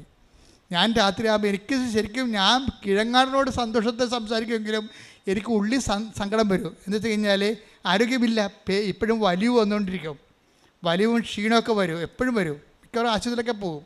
അപ്പോൾ ഞാൻ രാത്രി എൻ്റെ സെക്കൻഡ് ഇയറിൽ ഞാൻ രാത്രി ഒരു 2 മണിയാകുമ്പോഴൊക്കെ എഴുന്നേൽക്കുമ്പോൾ അവിടെ കോറിഡോറിൽ പോയി നിൽക്കും. അപ്പോൾ പെരിയാർ കാണാൻ പറ്റും. അപ്പോൾ ഞാൻ പെരിയാർ നോക്കി നിലാവത്ത് ട്രെയിൻ വരണ വരെ പ്രാർത്ഥിക്കും, 3 മണി വരെ. അപ്പോൾ ഞാൻ പറഞ്ഞു, കർത്താവെ കിഴങ്ങാടാൻ പറഞ്ഞിട്ടുണ്ട്, എനിക്ക് ആരോഗ്യമില്ല, യൗവനമില്ല, മിക്കവാറും ഞാൻ ചത്തുപോകുമെന്ന് പറയും. പക്ഷേ എന്നാലും കർത്താവ് എനിക്ക് 1 കൊല്ലം കുർബാന ചെല്ലണമെന്ന് പറയും. 1 കൊല്ലം കുർബാന ചെല്ലാൻ വേണ്ടി ഞാൻ എത്രയോ രാത്രികളിൽ കർത്താവുമായിട്ട് കണ്ണീരോടെ നിന്ന് പ്രാർത്ഥിച്ചിട്ടുണ്ട്. അപ്പോൾ എന്താ പറയണത്? കർത്താവ് 1 കൊല്ലം കഴിഞ്ഞ് ഇപ്പോൾ 38ാമത്തെ കൊല്ലമല്ലേ ഞാൻ നിൽക്കണത്. ഹല്ലേലൂയ. അതെന്താ പ്രശ്നം വെച്ച് കഴിഞ്ഞാൽ അന്ന് എനിക്കില്ലാഞ്ഞ എന്താണ്? ആരോഗ്യം. അപ്പോൾ ആരോഗ്യമില്ലാത്ത സ്ഥലത്ത് എന്ത് ചെയ്ത് കർത്താവ് പറഞ്ഞു, നിൻ്റെ ആരോഗ്യം ഞാനാണ് നിൻ്റെ ബലം. അപ്പം നിൻ്റെ ആരോഗ്യം ഞാനായി നിൽക്കുമ്പോൾ നീ എന്ത് ചെയ്യണതെല്ലാം എൻ്റെ ബലത്തിലാണ് നീ ചെയ്യണത്. എൻ്റെ ദൈവത്തിനെ ഓർക്കണം, നിനക്ക് ഭർത്താവില്ലെങ്കിൽ ആ സ്ഥലം കർത്താവിൻ്റെതാണ്. നിനക്ക് ഭാര്യ ഇല്ലെങ്കിൽ ആ സ്ഥലം കർത്താവിൻ്റെതാണ്. മക്കളില്ലെങ്കിൽ ആ 2-3 സ്ഥലത്തും കർത്താവ് തന്നെയാണ് ഉള്ളത്. കൈയടിക്കട്ടെ, ശ്രുതിക്കട്ടെ. ഹല്ലേലൂയ, ഹല്ലേലൂയ. യേശുവേ ആരാധന. വലിയ വെളിപാടിന് നന്ദി പറയുന്നു. ഹല്ലേലൂയ. മഹത്വം, മഹത്വം. പരിശുദ്ധ പരമദിവ്യകാരുണ്യത്തിന് നേരവും ആരാധനയും സ്തുതിയും പുകഴ്ചയും ഉണ്ടാകട്ടെ. അതായത് ഇത് തന്നെയാണ് ഈ അന്നയുടെ പ്രശ്നം. അന്ന താരുണ്യം മുതൽ 12 വയസ്സ് മുതൽ 7 വർഷം വരെ ഭർത്താവിൻ്റെ കൂടെ ജീവിച്ചു. പിന്നെ ഭർത്താവ് മരിച്ചു. അവൾ പിന്നെ എന്ത് ചെയ്ത് ഭർത്താവിൻ്റെ സ്ഥാനത്ത് കർത്താവിനെ വെച്ചു. അത് നിസ്സാരമല്ല. ശരിക്കും പറഞ്ഞാൽ ഞാനിപ്പോൾ ഭംഗിവാക്ക് പറഞ്ഞതല്ല, കർത്താവിൻ്റെ വെളിപ്പാട് അങ്ങനെയാണ്. അതായത് ഇപ്പോൾ 54:9 വായിക്കുമ്പോൾ ഐസയായില്ല. Take the word of God. യേശയ്യ 54:5. നിന്റെ സൃഷ്ടാവാണ് നിന്റെ ഭർത്താവ്. Praise the Lord. ഒന്ന് പറഞ്ഞേ, നിന്റെ സൃഷ്ടാവാണ് നിന്റെ സൃഷ്ടാവാണ് നിന്റെ ഭർത്താവ്. നിന്റെ ഭർത്താവ് സൈന്യങ്ങളുടെ കർത്താവ് എന്നാണ് അവിടുത്തെ നാമം. അതായത് ചില വിധവകൾ വന്ന് എന്നോട് പറഞ്ഞിട്ടുള്ള വചനമാണിത്. എന്താണ്? ഞാൻ വീണ്ടും ചെറുപ്പക്കാരികളായ വിധവകളോട് ചില സമയത്ത് ഞാൻ മക്കളെ ഇനി കല്യാണം കഴിക്കുന്നതിൽ കുഴപ്പമില്ലല്ലോ എന്ന് പറയുമ്പോൾ ഉടനെ ചിലർ എന്നോട് പറയും, അച്ഛാ ഐസയ്യ 54:5. അപ്പോൾ ഞാൻ നോക്കുമ്പോൾ എന്താ പറയണത്? എൻ്റെ ഭർത്താവാണ് എൻ്റെ ഭർത്താവ്, ദൈവമായ കർത്താവ് എന്നാണ് അവൻ്റെ പേര്. എന്ന് വെച്ച് കഴിഞ്ഞാൽ ആ സ്ഥാനത്ത്, ഭർത്താവ് നഷ്ടപ്പെട്ട സ്ഥാനത്ത് കർത്താവ് അവർക്ക് ആന്തരിക അഭിഷേകം നൽകും. എന്നാൽ ഇന്നർ അനോയിൻറ്റിങ് എന്ന് പറയും. അവർക്ക് they are living as if there is A health husband abide വിത്ത് ദം. അവർക്ക് ജീവനുള്ള ഭർത്താവ് അവരുടെ കൂടെ ജീവിക്കുന്നതിനേക്കാൾ കൂടുതൽ അവർക്ക് ആന്തരികമായ തൃപ്തിയോടുകൂടിയാണ്, അവർക്കൊന്നും ആവശ്യമില്ലാത്തൊരവസ്ഥയിലാണ് അവർക്ക് അനുഭവിച്ചിരിക്കണത്. ഇപ്പം കന്യാത്വം, ബ്രഹ്മചര്യം എന്നൊക്കെ പറഞ്ഞാൽ എന്താണ്? നിങ്ങളവർക്ക് അതൊരു മെക്കാനിക്കൽ പരിപാടിയൊന്നും അല്ലത്, അതിൻ്റെ അനോയിൻറ്റിങ് ആണത്. ഇപ്പം ഞങ്ങൾ സന്യസ്തരായ കന്യാസ്ത്രീമാരും ഞങ്ങളെ ബ്രഹ്മചര്യ അച്ഛന്മാരും ഉണ്ട്. എന്താ ഇത് സംഭവം? അതായത് ഈ മേഖലയെ ഒരു അഭിഷേകം തരും കർത്താവ്. ഈ അഭിഷേകം തന്നു കഴിഞ്ഞാൽ പിന്നെ ശരീരത്തിൻ്റെ ആന്തരിക അഭിവാഞ്ചകളുടെ മേലെ കർത്താവിൻ്റെ അഭിഷേകം വിജയം പ്രാപിക്കും. ആവശ്യമില്ലാത്ത ചിന്തകളോ അതുപോലെ ചിന്തകൾക്ക് അതീതമായി ദൈവത്തിൻ്റെ പ്രത്യേകമായ ഒരു പൊതിച്ചിലെ ഈ വിഷയത്തിലുണ്ടാവും. ഇത് കാത്തലിക് ചർച്ചിൻ്റെ ഒരു ഏറ്റവും വലിയ സ്പിരിച്വാലിറ്റിയുടെ സംഭവമാണിത്. ഇത് മെക്കാനിക്കലല്ല, ഇത് നമ്മൾ ട്രെയിൻഡ് അല്ല, ഒന്നുമല്ല. ഇതൊരു ഹാബിറ്റായിട്ട് നമ്മൾ ട്രെയിൻ ചെയ്ത് എടുക്കണമല്ല. അത് നമ്മൾ ദൈവതിരുസന്നിധിയിൽ ജോലി ചെയ്യുമ്പോൾ സ്വാഭാവികമായിട്ടും ആ ജോലിക്ക് പറ്റിയ ഒരു ജീവിത രീതിയും മാനസികാവസ്ഥകളും ശാരീരികമായിട്ടുള്ള ഒരു ആന്തരികമായ അഭിഷേകവും ശക്തിയും ദൈവം തരും. ഇത് ഈ വിഷയത്തിന് മാത്രമല്ല, ക്രിസ്ത്യാനിറ്റിയുടെ മുഴുവൻ വിഷയവും അഭിഷേകത്തിൽ നിലനിൽക്കുന്നതാണ്. മുഴുവൻ കാര്യങ്ങൾ എന്ത് നിനക്ക് ആബ്സെൻസ് ഉണ്ടോ അവിടെ എല്ലാം അനോയിൻറ്റിങ് ഉണ്ട്. എവിടെയല്ല, അതായത് അനോയിൻറ്റിങ് ഉണ്ടെന്ന് വെച്ചാൽ അനോയിൻറ്റിങ്ങിൻ്റെ സാധ്യതയുണ്ട്. എല്ലാത്തിൻ്റെ ആബ്സെൻസിന് അവിടെയെല്ലാം ദൈവത്തിൻ്റെ സ്പേസാണ് അതെല്ലാം. ഇപ്പം നിൻ്റെ കുഞ്ഞ് മരിച്ചു പോയെന്ന് വിചാരിച്ചോ? ഇപ്പം എന്തുകൊണ്ടാണ് ഞാൻ ചോട്ടെ ഗീതാകുമാരിക്ക് എന്തുകൊണ്ടാണ് ഈ ടെൻഷൻ ഇല്ലാത്തത്? എന്തുകൊണ്ടാണ് രാജൻ എന്ന് പറയുന്ന അവളുടെ ഭർത്താവിന് ടെൻഷനുള്ളത്? അനോയിൻറ്റിങ്ങിൻ്റെ പ്രശ്നമാണ്. ഇത്രയും തകർന്ന് വീടും വിറ്റ് പോയിരിക്കുകയാണ്. നാട്ടിൽ ചെന്നാൽ കയറി കിടക്കാൻ വീടില്ല. പക്ഷെ അപ്പോഴും അതിൻ്റെ അഗ്നി ഇവളെ അനുഭവിക്കണില്ല, അയാൾ അനുഭവിക്കുന്നുണ്ട്. നീ എന്തോർത്തിട്ട് അടി ഇങ്ങനെ കിടന്നിട്ട് തുള്ളണത്? നിനക്കത്തിൽ കൂടി പോകുന്നുണ്ട് അയാളെ പറയണത്. നിനക്ക് തലക്ക് വെളിവില്ലേ? നിനക്കത്തിൽ കൂടി പോകുന്നുണ്ട്. നമുക്ക് വീടില്ലെന്ന് നിനക്ക് അറിയാവാ? ചെന്ന് കയറി കിടക്കാൻ ഇടവില്ല, കട്ടിലില്ലെന്നറിയാം, കണ്ടവൻ്റെ കയ്യിലായപ്പോൾ അറിയാവോ എന്നൊക്കെ അപ്പം നിൽക്കേ. മാതാവ് നമുക്കൊരു കാര്യം ചെയ്താൽ തീരുമാനിച്ചിട്ടുണ്ട്. അതാ പറയണത്, നിൽക്ക്. ഇങ്ങനെ ഇത്രയും കിടന്ന് വെട്ടയാടുമ്പോൾ അവർ പറഞ്ഞു നിൽക്ക്, മാതാവ് നമുക്കൊരു കാര്യം ചെയ്യാൻ തീരുമാനിച്ചിട്ടുണ്ട്. അതാണ് ആന്തരിക ബോധ്യമെന്ന് പറയുന്നത്. ഇത് വല്ലാത്തൊരു സംഭവമാണ്. വീടില്ല, നാട്ടിൽ തിരിച്ചു ചെല്ലുമ്പോൾ കിടക്കാനുള്ള കട്ടിൽ കണ്ടവൻ്റെ കൈ ഇരിക്കുക, അന്യാധീനപ്പെട്ടു പോയി. എന്നിട്ടും വിട്ടുകൊടുക്കാത്ത, തോൽക്കാത്ത ദൈവത്തിൻ്റെ ശക്തിയുടെ സ്വരൂപമായിട്ട് ഈ അനോയിൻ ചെയ്ത ലേഡി അങ്ങ് നിൽക്കുകയാണ്. ഉടമ്പടി എന്ന് പറയുന്നത്, ഇതിൻ്റെ റേഞ്ച് എന്ന് പറയുന്നത്, നമ്മൾ ഇത് ആരല്ല പ്രവർത്തിച്ചിരിക്കുന്നത്? ഗീതാകുമാരി എന്ന് പറയുന്ന ഒരു ഫ്രഷ് ഹാൻഡ്സിലാണ് ഇത് പ്രവർത്തിച്ചിരിക്കുന്നത്. അപ്പം നമുക്ക് ഈ ഫ്രഷ് ഹാൻഡ്സൊക്കെ ഇത്രയും പെട്ടെന്ന് ദൈവത്തിൻ്റെ കൃപയിൽ നിറയെന്ന് പറയുമ്പോൾ ഇതിൻ്റെ സത്യസന്ധത എന്തുമാത്രം ഡീപ്പാണ്. എന്നുവെച്ചാൽ കൂടെ ഉള്ളവനെ നിലക്ക് കർത്താവ് എന്താ പറഞ്ഞത്? അഗ്നിയിലൂടെ നടക്കത്തില്ലെന്ന് പറഞ്ഞില്ലല്ലോ. Take the word of God 43:2 Isaiah ശ്രുതികട്ടെ. ഹല്ലേലൂയ ഹല്ലേലൂയ ഹല്ലേലൂയ ഹല്ലേലൂയ. യേശുവേ നന്ദി, യേശുവേ ആരാധന ആരാധന, യേശുവേ നന്ദി, മഹത്വം മഹത്വം. ഹല്ലേലൂയ. യേശയ്യ 43:2 സമുദ്രത്തിലൂടെ കടന്നു പോകുമ്പോൾ, സമുദ്രത്തിലൂടെ കണ്ണീരിലൂടെ കടന്നു പോകുമ്പോൾ ഞാൻ നിന്നോട് കൂടെ ഉണ്ടായിരിക്കും. നദികൾ കടക്കുമ്പോൾ അത് നിന്നെ മുക്കിക്കളയുകയില്ല. അഗ്നിയിലൂടെ നടന്നാലും നിനക്ക് പൊള്ളലേൽക്കുകയില്ല. ജ്വാല നിന്നെ ദഹിപ്പിക്കുകയില്ല. ഇതാണ് ആന്തരിക അഭിഷേകം എന്ന് പറയുന്നത്. അഗ്നിയിലൂടെ നടക്കാം, കടങ്ങളുണ്ടാകാം. ഇത്രയും നാളെ കിടന്നുകൊണ്ടിരുന്ന കട്ടിൽ പോലും കണ്ടവൻ്റെ പൂട്ടിൻ്റെ ഉള്ളിലായിപ്പോയി. നാട്ടിൽ ചെന്നാൽ കിടക്കാൻ ഇടയില്ല. എങ്കിലും ആ പൊള്ളൽ നീ അഗ്നിയിലൂടെ നടക്കുമ്പോഴും ജ്വാല നിന്നെ ദഹിപ്പിക്കുന്നില്ല. എന്താ കാര്യം? സാന്ത്വനത്തിൻ്റെ ശക്തി ദൈവം പൊതിയാണ് ചെയ്യണത്. ഇത് നിങ്ങളിങ്ങനെ വായിക്കുമ്പോൾ അഗ്നിയിലൂടെ നടക്കും, അത് നിന്നെ വിഴുങ്ങത്തില്ല, ശബ്ദത്തിലൂടെ നടക്കും, ശബ്ദം നിന്നെ വിഴുങ്ങത്തില്ല എന്ന് പറഞ്ഞാൽ അങ്ങനെയല്ല. ഇതിനെല്ലാം കറസ്പോണ്ടിങ് അനോയിൻറ്റിങ് ഉണ്ട് ഓരോ വേടിനും. ആ വേടൊക്കെ വായിക്കുമ്പോൾ നിങ്ങളവർക്ക് ഈ വചനം വായിക്കുന്നതിൽ നിന്ന് ആർക്കും എക്സെപ്ഷൻ ഇല്ല കേട്ടോ. കുമ്പസാരിക്കാനൊക്കെ എക്സെപ്ഷനുണ്ട്, പക്ഷെ വചനം വായിക്കുന്നതിൽ ആർക്കും ഒഴിവ് കഴിവില്ല. കാര്യം എന്താണ്? വചനം വായിക്കുക വഴി, അരമണിക്കൂർ വചനം വായിക്കുക വഴി നിങ്ങൾ അഭിഷേകം നിങ്ങൾക്ക് പ്രാപിക്കാനും നിങ്ങളുടെ വിഷയം ദൈവം ടേക്കപ്പ് ചെയ്യണവരെ നിലനിന്ന് പോകാനുള്ള നിലനിൽപ്പിൻ്റെ വരമാണ് വചന വായനയുടെ ഉടമ്പടി നിങ്ങൾക്ക് നൽകണത്. ശ്രുതികട്ടെ. ഹല്ലേലൂയ ഹല്ലേലൂയ ഹല്ലേലൂയ. യേശുവേ ഞങ്ങൾക്ക് വചനം വായിക്കാനുള്ള ആന്തരിക അർത്ഥങ്ങൾ വെളിപ്പെടുത്തി തരണമേ. Hallelujah hallelujah.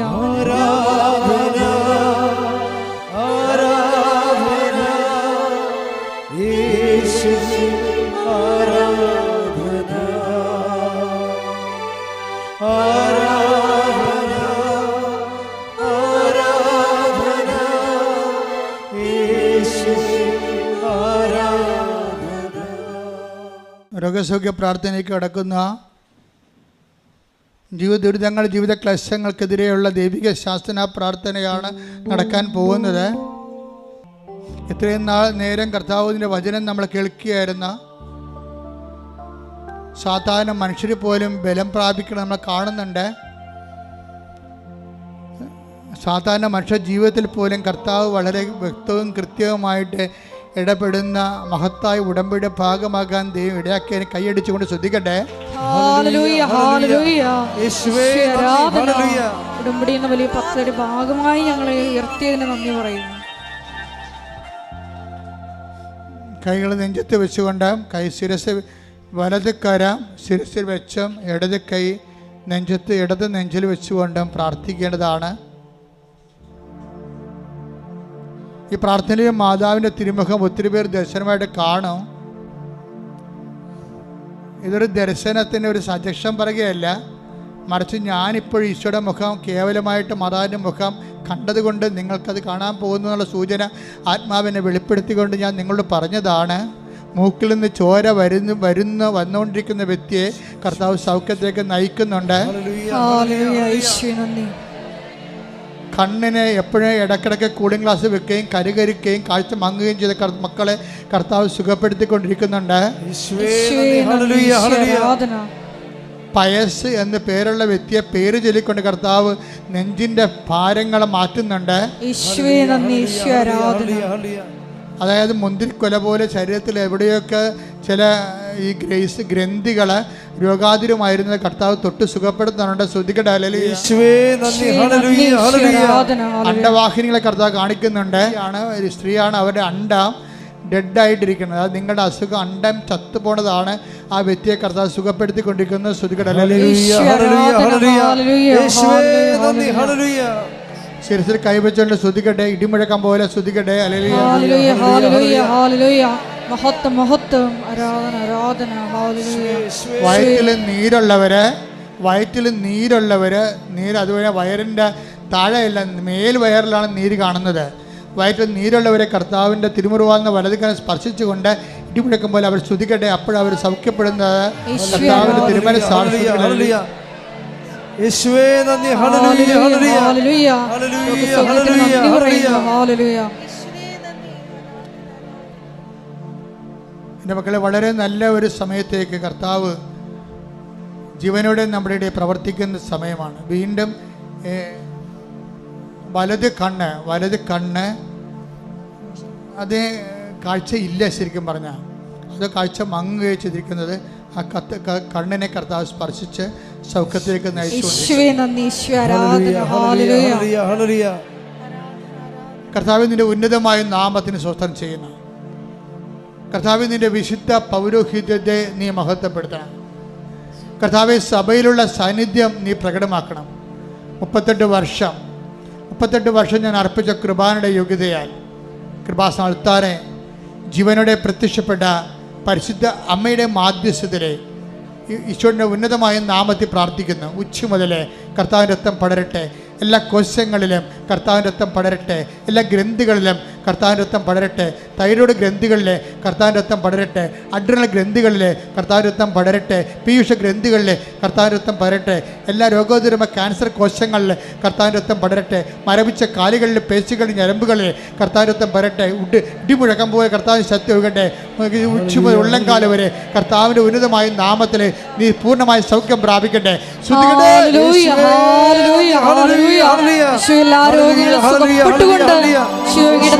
ആരാധനയോടെ മഹത്വപ്പെടുത്തണമേ.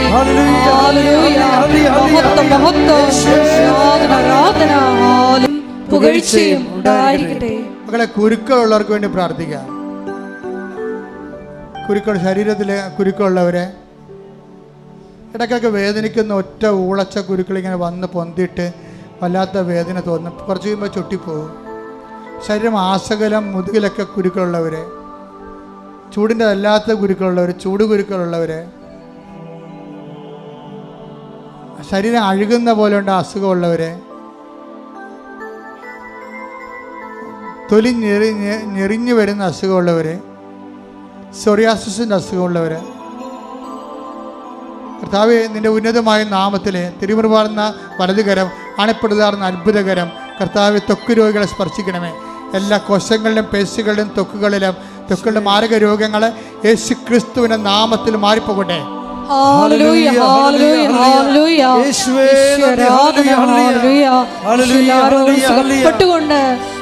നാമത്തെ വീണ്ടും വീണ്ടും മഹത്വപ്പെടുത്തണമേ. പ്രത്യക്ഷീകരണത്തിന്റെ സാക്ഷികളാക്കി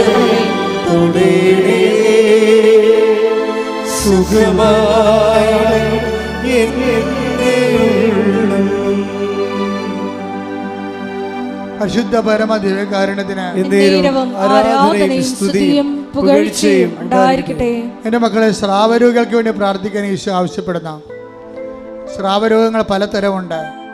ഇപ്പോൾ ഇവിടെ കാണിക്കുന്നത് വയറ്റിൽ നിന്ന് കൺട്രോളില്ലാതെ പോകുന്നവരെ കുറിച്ചാണ്. പക്ഷെ അതേസമയം തന്നെ നമുക്ക് ഈ കണ്ണീര് വല്ലാതെ എപ്പോഴും കരയണ രീതിയിൽ കണ്ണീര് വന്നിട്ടുണ്ട്. കണ്ണീര് ഇല്ലാത്ത ആൾക്കാരുണ്ട്. ചില കണ്ണിന് വർഷങ്ങളായിട്ട് കരയാത്തവരും കണ്ണീരില്ലാത്തവരുണ്ട്. ചെവിയിൽ നിന്ന് പഴുപ്പ് വരുന്നവരുണ്ട്. എപ്പോഴും നോള വൈന്ന്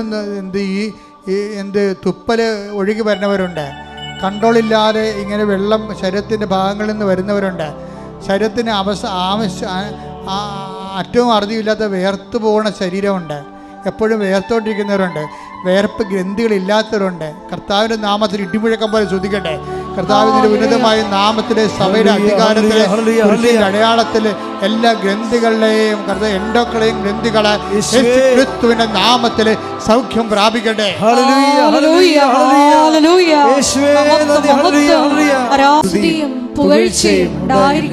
എൻ്റെ മക്കളെ, എപ്പോഴും ജലദോഷം വരുന്നവരെ, ക്ലൈമറ്റ് മാറിക്കഴിഞ്ഞാൽ മൂക്കടഞ്ഞു പോകുന്നവരെ, തൊണ്ട എപ്പോഴും ഇറിറ്റേഷൻ ഉണ്ടാകുന്നവരെ കാര്യം സമർപ്പിച്ചുകൊണ്ട് പ്രാർത്ഥിക്കാം. മാംസം വളരുന്നവരെ, നമ്മൾ നേരത്തെ പ്രാർത്ഥിച്ചപ്പോഴേ വയറ്റിൽ മുഴയുള്ളവരെ കർത്താവ് കാണിച്ചു തന്നായിരുന്നു, പറയാൻ മറന്നു പോയതാണ്. ആ വ്യക്തികളെ ഇപ്പോൾ സമർപ്പിച്ച് പ്രാർത്ഥിക്കുന്നു. എന്തോ രോഗത്തിന് വേണ്ടി വെള്ളപ്പൊടി ടീസ്പൂണിൽ എപ്പോഴും ഉപയോഗിക്കുന്ന വ്യക്തിയുണ്ട്. ആ വ്യക്തിയെ രോഗങ്ങളെ ഇനി പൊടി ഉപയോഗിക്കേണ്ട ആവശ്യമില്ല എന്ന് പറഞ്ഞുകൊണ്ട് കർത്താവ് അവളെ സുഖപ്പെടുത്തിക്കൊണ്ടിരിക്കുന്ന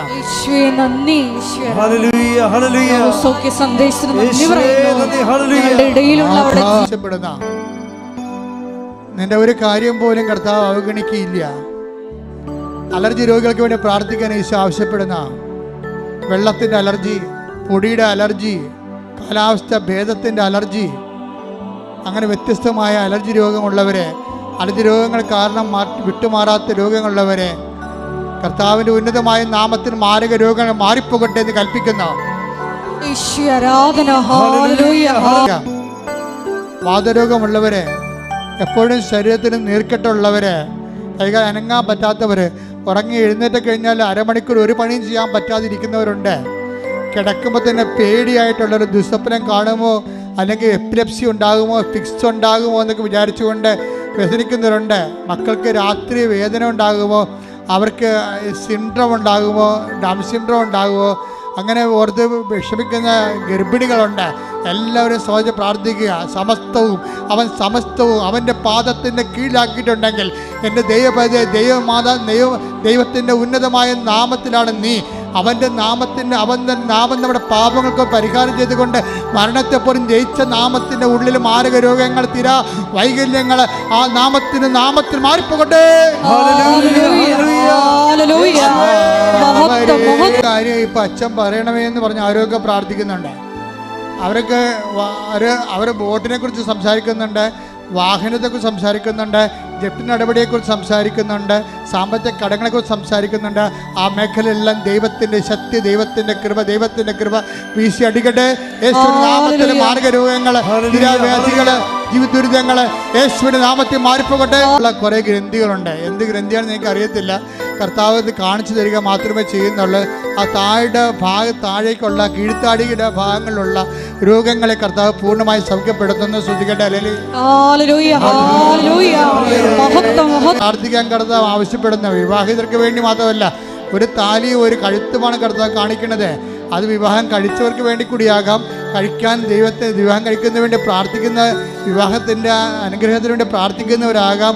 അതേസമയം തന്നെ അങ്ങനെ ചിലപ്പോൾ വേർപിരിഞ്ഞ് പോയവരാകാം, അല്ലെങ്കിൽ ഡൈവേഴ്സിൻ്റെ വക്കിലെത്തിയവരാകാം, അല്ലെങ്കിൽ കേസ് പ്രതീക്ഷിക്കുന്നവരാകാം. കർത്താവെ, ജീവിക്കുന്ന ദൈവമേ, കണ്ണീര് കൊണ്ട് ജീവിത പങ്കാളിയുമായിട്ടുള്ള ജീവിതത്തിൽ തൃപ്തിയില്ലാത്തവർ, സന്തോഷമില്ലാത്തവർ, ജീവിതം തകർന്നല്ലെന്നോർത്ത് കണ്ണീർപ്പെടുന്നവർ, ജീവിത പങ്കാളി കണ്ടെത്താൻ കഴിയാത്തവർ എല്ലാവരുടെ മേലും ദൈവത്തിൻ്റെ കണ്ണച്ചൊരിയട്ടെ.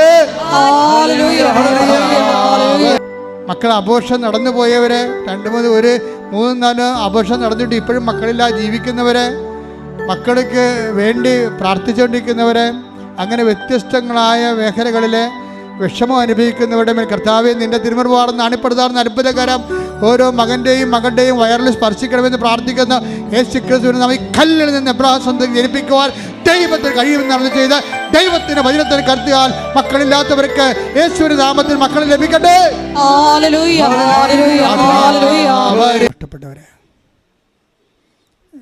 ടെസ്റ്റ് എഴുതിയവരെ, ടെസ്റ്റിന് റിസൾട്ട് പ്രതീക്ഷിക്കുന്നവരെ, ഇൻ്റർവ്യൂവിന് അറ്റൻഡ് ചെയ്തവരെ, ചെയ്യാൻ പോകുന്നവരെ, പ്രത്യേക ഡേറ്റുകളിട്ട് പ്രാർത്ഥിക്കുക. നിങ്ങൾക്ക് ഈ ആഴ്ചയിൽ പ്രധാനപ്പെട്ട ദിവസങ്ങൾ ഏതാണ്? യാത്രക്കുള്ള ദിവസങ്ങൾ. ആ ഡേറ്റ് കർത്താവിന് പരിശുദ്ധ അമ്മയുടെ മധ്യസ്ഥം സമർപ്പിക്കുക. സമയത്തിൻ്റെ മാതാവ്, സഞ്ചാരി മാതാവ്, സമയത്തിൻ്റെ അധികാരി, അമ്മയുടെ മധ്യസ്ഥത്തിൽ നിങ്ങളുടെ ഡേറ്റുകൾ സമർപ്പിക്കുക. ചിലപ്പോൾ അനുസംഭവത്തിൻ്റെ ഡേറ്റ് ആകാം, ചിലപ്പോൾ യാത്രയുടെ ഡേറ്റ് ആകാം, ഇൻ്റർവ്യൂവിൻ്റെ ഡേറ്റ് ആകാം, ടെസ്റ്റിൻ്റെ ഡേറ്റ് ആകാം, ഓപ്പറേഷൻ്റെ ഡേറ്റ് ആകാം, മെഡിക്കൽ ടെസ്റ്റിൻ്റെ ഡേറ്റ് ആകാം. സമർപ്പിക്കുക.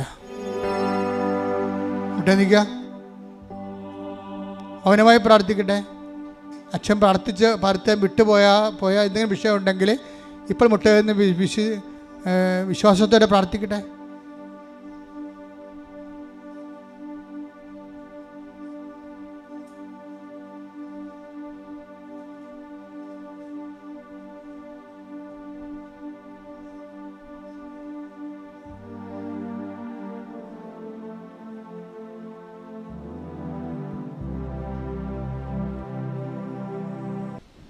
ഒരിക്കൽ കൂടി മരിയൻ ഉടമ്പടിയിൽ സമർപ്പിച്ചിരിക്കുന്ന എല്ലാ വിഷയങ്ങളും, ഒപ്പം തന്നെ നമ്മുടെ ജീവിതത്തെ നൊമ്പരപ്പെടുത്തുന്ന വിഷമങ്ങളും ദൈവമാതാവിൻ്റെ മധ്യസ്ഥയിൽ ദിവ്യകാരുണ്യ സന്നിധിയിൽ സമർപ്പിച്ച് ഒരു നിമിഷം നമുക്ക് മൗനമായിട്ട് പ്രാർത്ഥിക്കാം.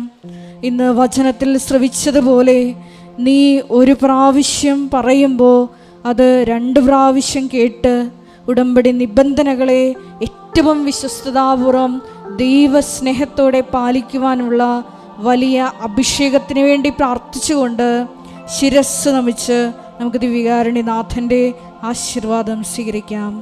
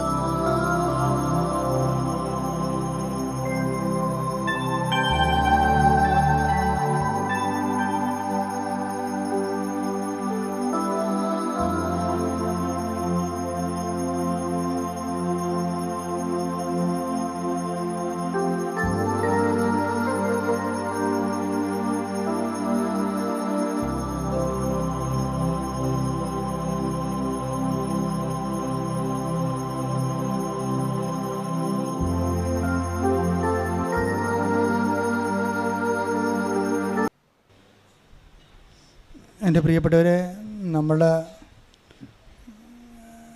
ഒക്ടോബർ 26 നമ്മൾ കാത്തിരുന്ന ഒരു വർഷത്തിലെ ഒരു ദിവസം മാത്രം നടത്തുന്ന സുപ്രധാനമായ ജപമാല റാലി 7 മണിക്കാണ് ഇവിടുന്ന് റാലി ആരംഭിക്കുന്നത്. ഈ വർഷത്തെ പ്രത്യേകത,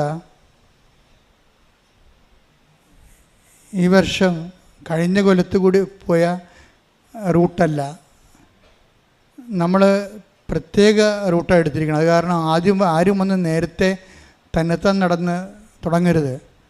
കാര്യം പോലീസിൽ റിപ്പോർട്ട് ചെയ്തിരിക്കുന്ന റൂട്ടിൽ കൂടി മാത്രമേ നടക്കാൻ പാടുള്ളൂ. കണ്ട വഴിയൊക്കെ നടന്നാൽ ചിലപ്പോൾ പോലീസ് നിങ്ങൾ തടഞ്ഞെന്ന് വരും. അപ്പം അത് പ്രാർത്ഥനയ്ക്ക് വിഘ്നമാണ്. അപ്പോൾ പൊതു ആയി നമ്മൾ നടക്കുന്ന റൂട്ട് ഉൾപ്പെടെ നമ്മുടെ യൂട്യൂബ് ചാനലിലും ഫേസ്ബുക്ക് ചാനലിലും വിടുക. അപ്പം അതനുസരിച്ച് ആ റൂട്ടിലൂടെയാണ് നിങ്ങൾ നടക്കേണ്ടത്. തീരദേശ റോഡ്, ആലപ്പുഴ അർത്തുങ്കൽ തീരദേശ റോഡ് നമ്മൾ ഒഴിവാക്കുകയാണ്. ഇനി അവിടെ കൂടി ആരും അർത്തുങ്കലിട്ട് പോകരുത്. തീരദേശ റോഡ് കവർ ചെയ്ത് കടലോരത്ത് കൂടിയാണ് നമ്മൾ പോകുന്നത്. അതുകൊണ്ട് തന്നെയാണ് ചില സ്ഥലങ്ങളിൽ നല്ല മനോഹരമായ കാഴ്ചയാണ് കടലോരത്ത് കൂടി പോകുന്നത്. പിന്നെ ഇത്തിരി കുഴമണ്ണുണ്ട്. കുഴമണ്ണെന്നൊക്കെ പറയുമ്പോൾ നിങ്ങളത് എന്താണ് പറയണമെന്ന് അറിയത്തില്ല. ഞങ്ങളിവിടെ കുഴമണ്ണെന്ന് പറഞ്ഞു കഴിഞ്ഞാൽ ചവിട്ടിയാൽ കാലിങ്ങനെ ഉതച്ച് പോണ മണ്ണിനാണ് കുഴമണ്ണെന്ന് പറയണത്. പൂഴി അതപ്പോൾ നിങ്ങൾ ചിലർ കിഴക്കൻ നാട്ടിലൊക്കെ പൂഴിയെന്ന് പറയണത് മണ്ണാണ്. അതാണ് ഞാൻ പറഞ്ഞത്. ഇവിടെ വ്യത്യാസം ടെർമിനോളജിക്ക്. അപ്പോൾ അതുകൊണ്ട് ഇവിടെ പൂഴി എന്ന് വെച്ചാൽ ചെമ്മണ്ണൊന്നും ഇല്ല. ഇവിടെ സാധാരണ വെള്ള മണ്ണാണ് ഉള്ളത്. അപ്പം അതുകൊണ്ട് അവിടെ ചിലപ്പോൾ കാല് ഇങ്ങനെ പൂണ്ടു പോകാനുള്ള സാധ്യതയുണ്ട് ചെറുതായിട്ട്. ചിലപ്പോൾ ചെരുപ്പ് വള്ളിച്ചെരുപ്പൊക്കെ ആണെങ്കിൽ ചില ചെരുപ്പ് മണ്ണ് അടിക്കും. അപ്പം അതുകൊണ്ട് എല്ലാ സ്ഥലത്തും റോഡുണ്ട്. ഒരു 2-3 കിലോമീറ്ററാണ് ഈ മണ്ണൊക്കെ ഉള്ളത്. അപ്പോൾ അവിടെ നിങ്ങൾ ഒരു കിറ്റ് കൊണ്ടുവരണം. ആ മണ്ണിൽ കയറുമ്പോൾ ചുമ്മാ നടന്നാൽ മതി. എന്നിട്ട് ചെരുപ്പ് ഊരെടുത്ത് കിറ്റിൽ വെക്കാം. കിറ്റിൻ്റെ അകത്ത് ഒരു കിറ്റിൽ വേറെ വെള്ളം വേണം, പിന്നെ ഇത്തിരി ലഘുഭക്ഷണം വേണം, കുട വേണം, തൊപ്പി വേണം. വെയിലുണ്ട്, ചിലപ്പോൾ മഴയോ ഉണ്ടാവും, നമുക്ക് എന്തും പ്രതീക്ഷിക്കാം. എല്ലാ കൊല്ലം ഇതെല്ലാം ഉള്ളതാണ്. അപ്പം അതുകൊണ്ട് കുട, തൊപ്പി, ചെരുപ്പ്, അത് വെക്കാനുള്ള കൂട, ലഘുഭക്ഷണം, ഇതൊക്കെ ഓരോരുത്തരും കരുതുന്നത് എപ്പോഴും നല്ലതാണ്. പിന്നെ കിഴക്ക് തീരദേശ റോഡിലേക്ക് നീണ്ടു കിടക്കുന്ന ഉപ റോഡുകളുണ്ട്. അവിടെയെല്ലാം ആംബുലൻസ് ഉണ്ടാവും. അപ്പോൾ എന്തെങ്കിലും ആരെങ്കിലും ഇങ്ങനെ തല ചുറ്റി വീഴുകയെല്ലാം ചെയ്താൽ ആംബുലൻസിലേക്ക് കൊണ്ടുവന്ന് ആശുപത്രിയിലോട്ട് മാറ്റും ഉടനെ. അതിനുള്ള സംവിധാനമുണ്ട്. അർത്തിങ്കൽ ചെന്ന് കഴിയുമ്പോൾ നമ്മൾ കടപ്പുറത്താണ് ചെല്ലണത്. പടിഞ്ഞാറ് കാറ്റായിടേം പടിഞ്ഞാറ് വശത്ത് കൂടി കടൽത്തിട്ടയിലാണ് ചേരണത് നടന്ന്. അവിടെ നിന്നാണ് നമ്മൾ കിഴക്കോട്ട് പള്ളിയിലേക്ക് വരണത്. അപ്പോൾ അവിടെ നമ്മൾ ശ്രദ്ധിക്കുമ്പോൾ അർത്തിങ്കൽ പള്ളിയിൽ ഗാർഡനുണ്ട്, അപ്പുറത്തിപ്പുറത്തും ഗാർഡനുണ്ട്. അത് കുറേ ലക്ഷക്കണക്കിന് രൂപ മുടക്കി ചെയ്തിരിക്കണതാണ്. അമ്മ കയറി ഇരിക്കുകയൊന്നും ചെയ്യരുത്, ചെടിയുടെ ഒരു ഇല പോലും പൊട്ടിക്കരുത്. അതെല്ലാം വളരെ ശ്രദ്ധിച്ച് വേണം ചെയ്യാൻ. പിന്നെ എല്ലാവരും എപ്പോഴും പ്രാർത്ഥിച്ചുകൊണ്ടിരിക്കണം. നിങ്ങളൊക്കെ പ്രാർത്ഥനയ്ക്ക് കുറച്ച് കൃപയുള്ളവർ സ്വരത്തിൽ പ്രാർത്ഥിച്ച് ലീഡർമാരാകണം. മറ്റുള്ളവർക്ക് ആ പ്രാർത്ഥന കേട്ട് പ്രാർത്ഥിക്കാനുള്ളവർ.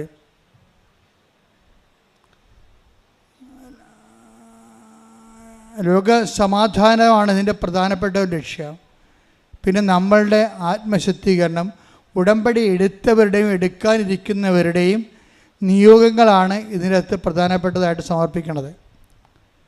എന്തിനാണ് റാലി നടത്തുന്നത് വെച്ച് കഴിഞ്ഞാൽ, ഈ റാലിയിൽ വരണത് എപ്പോഴും നമ്മൾ ശ്രദ്ധിക്കേണ്ടതാണ്.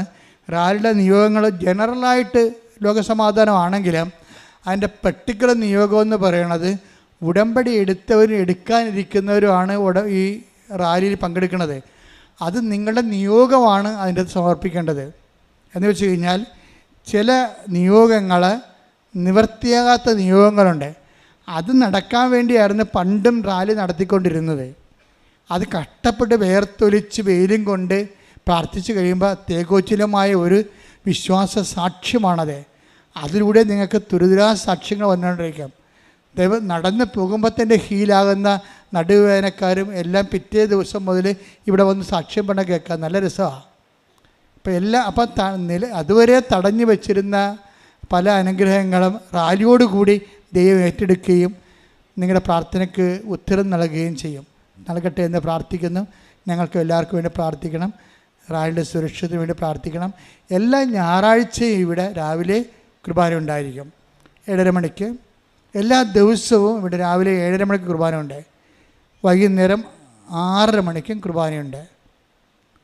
അച്ഛനെ കാണാൻ ഉദ്ദേശിക്കുന്നവരെ വിളിച്ച് ചോദിക്കണം. ചില ദിവസങ്ങളിൽ അച്ഛൻ ഇവിടെ ഉണ്ടാകത്തില്ല. അപ്പം നിങ്ങൾ വിളിച്ച് ചോദിക്കണം, അച്ഛനുണ്ടോ ഇല്ലയോ എന്ന് വിളിച്ച് ചോദിച്ച് ഉറപ്പ് വരുത്തണം.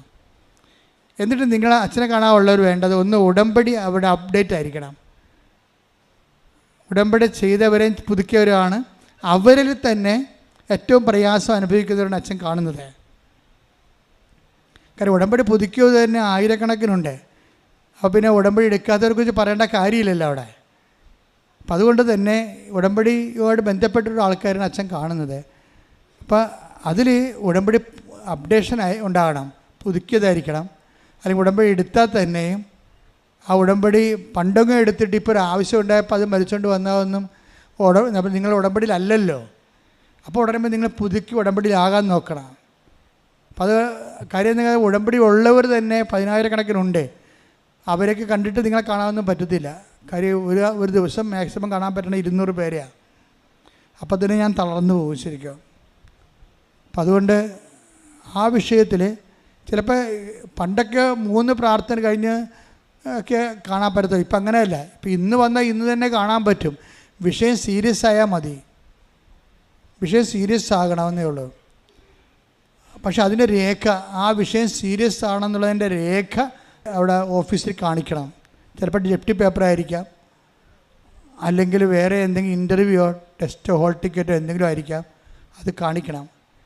വിവാഹം നടക്കാത്തവരാണെങ്കിൽ ഇത് ആദ്യത്തെ വിവാഹമാണോ ഇല്ലയെന്ന് പറയണം, എഴുതി വെക്കണം. രണ്ടാമത്തത് വിവാഹത്തിന് ആദ്യ വിവാഹം കഴിഞ്ഞിട്ട് അത് സഭ അറിഞ്ഞ് പിരിഞ്ഞതാണോ, കത്തോലിക്കരാണെങ്കിൽ സഭ അറിഞ്ഞ് പിരിഞ്ഞതാണോ പിരിയാത്തതാണോ എന്ന് എഴുതണം അതിൻ്റെ അകത്ത്.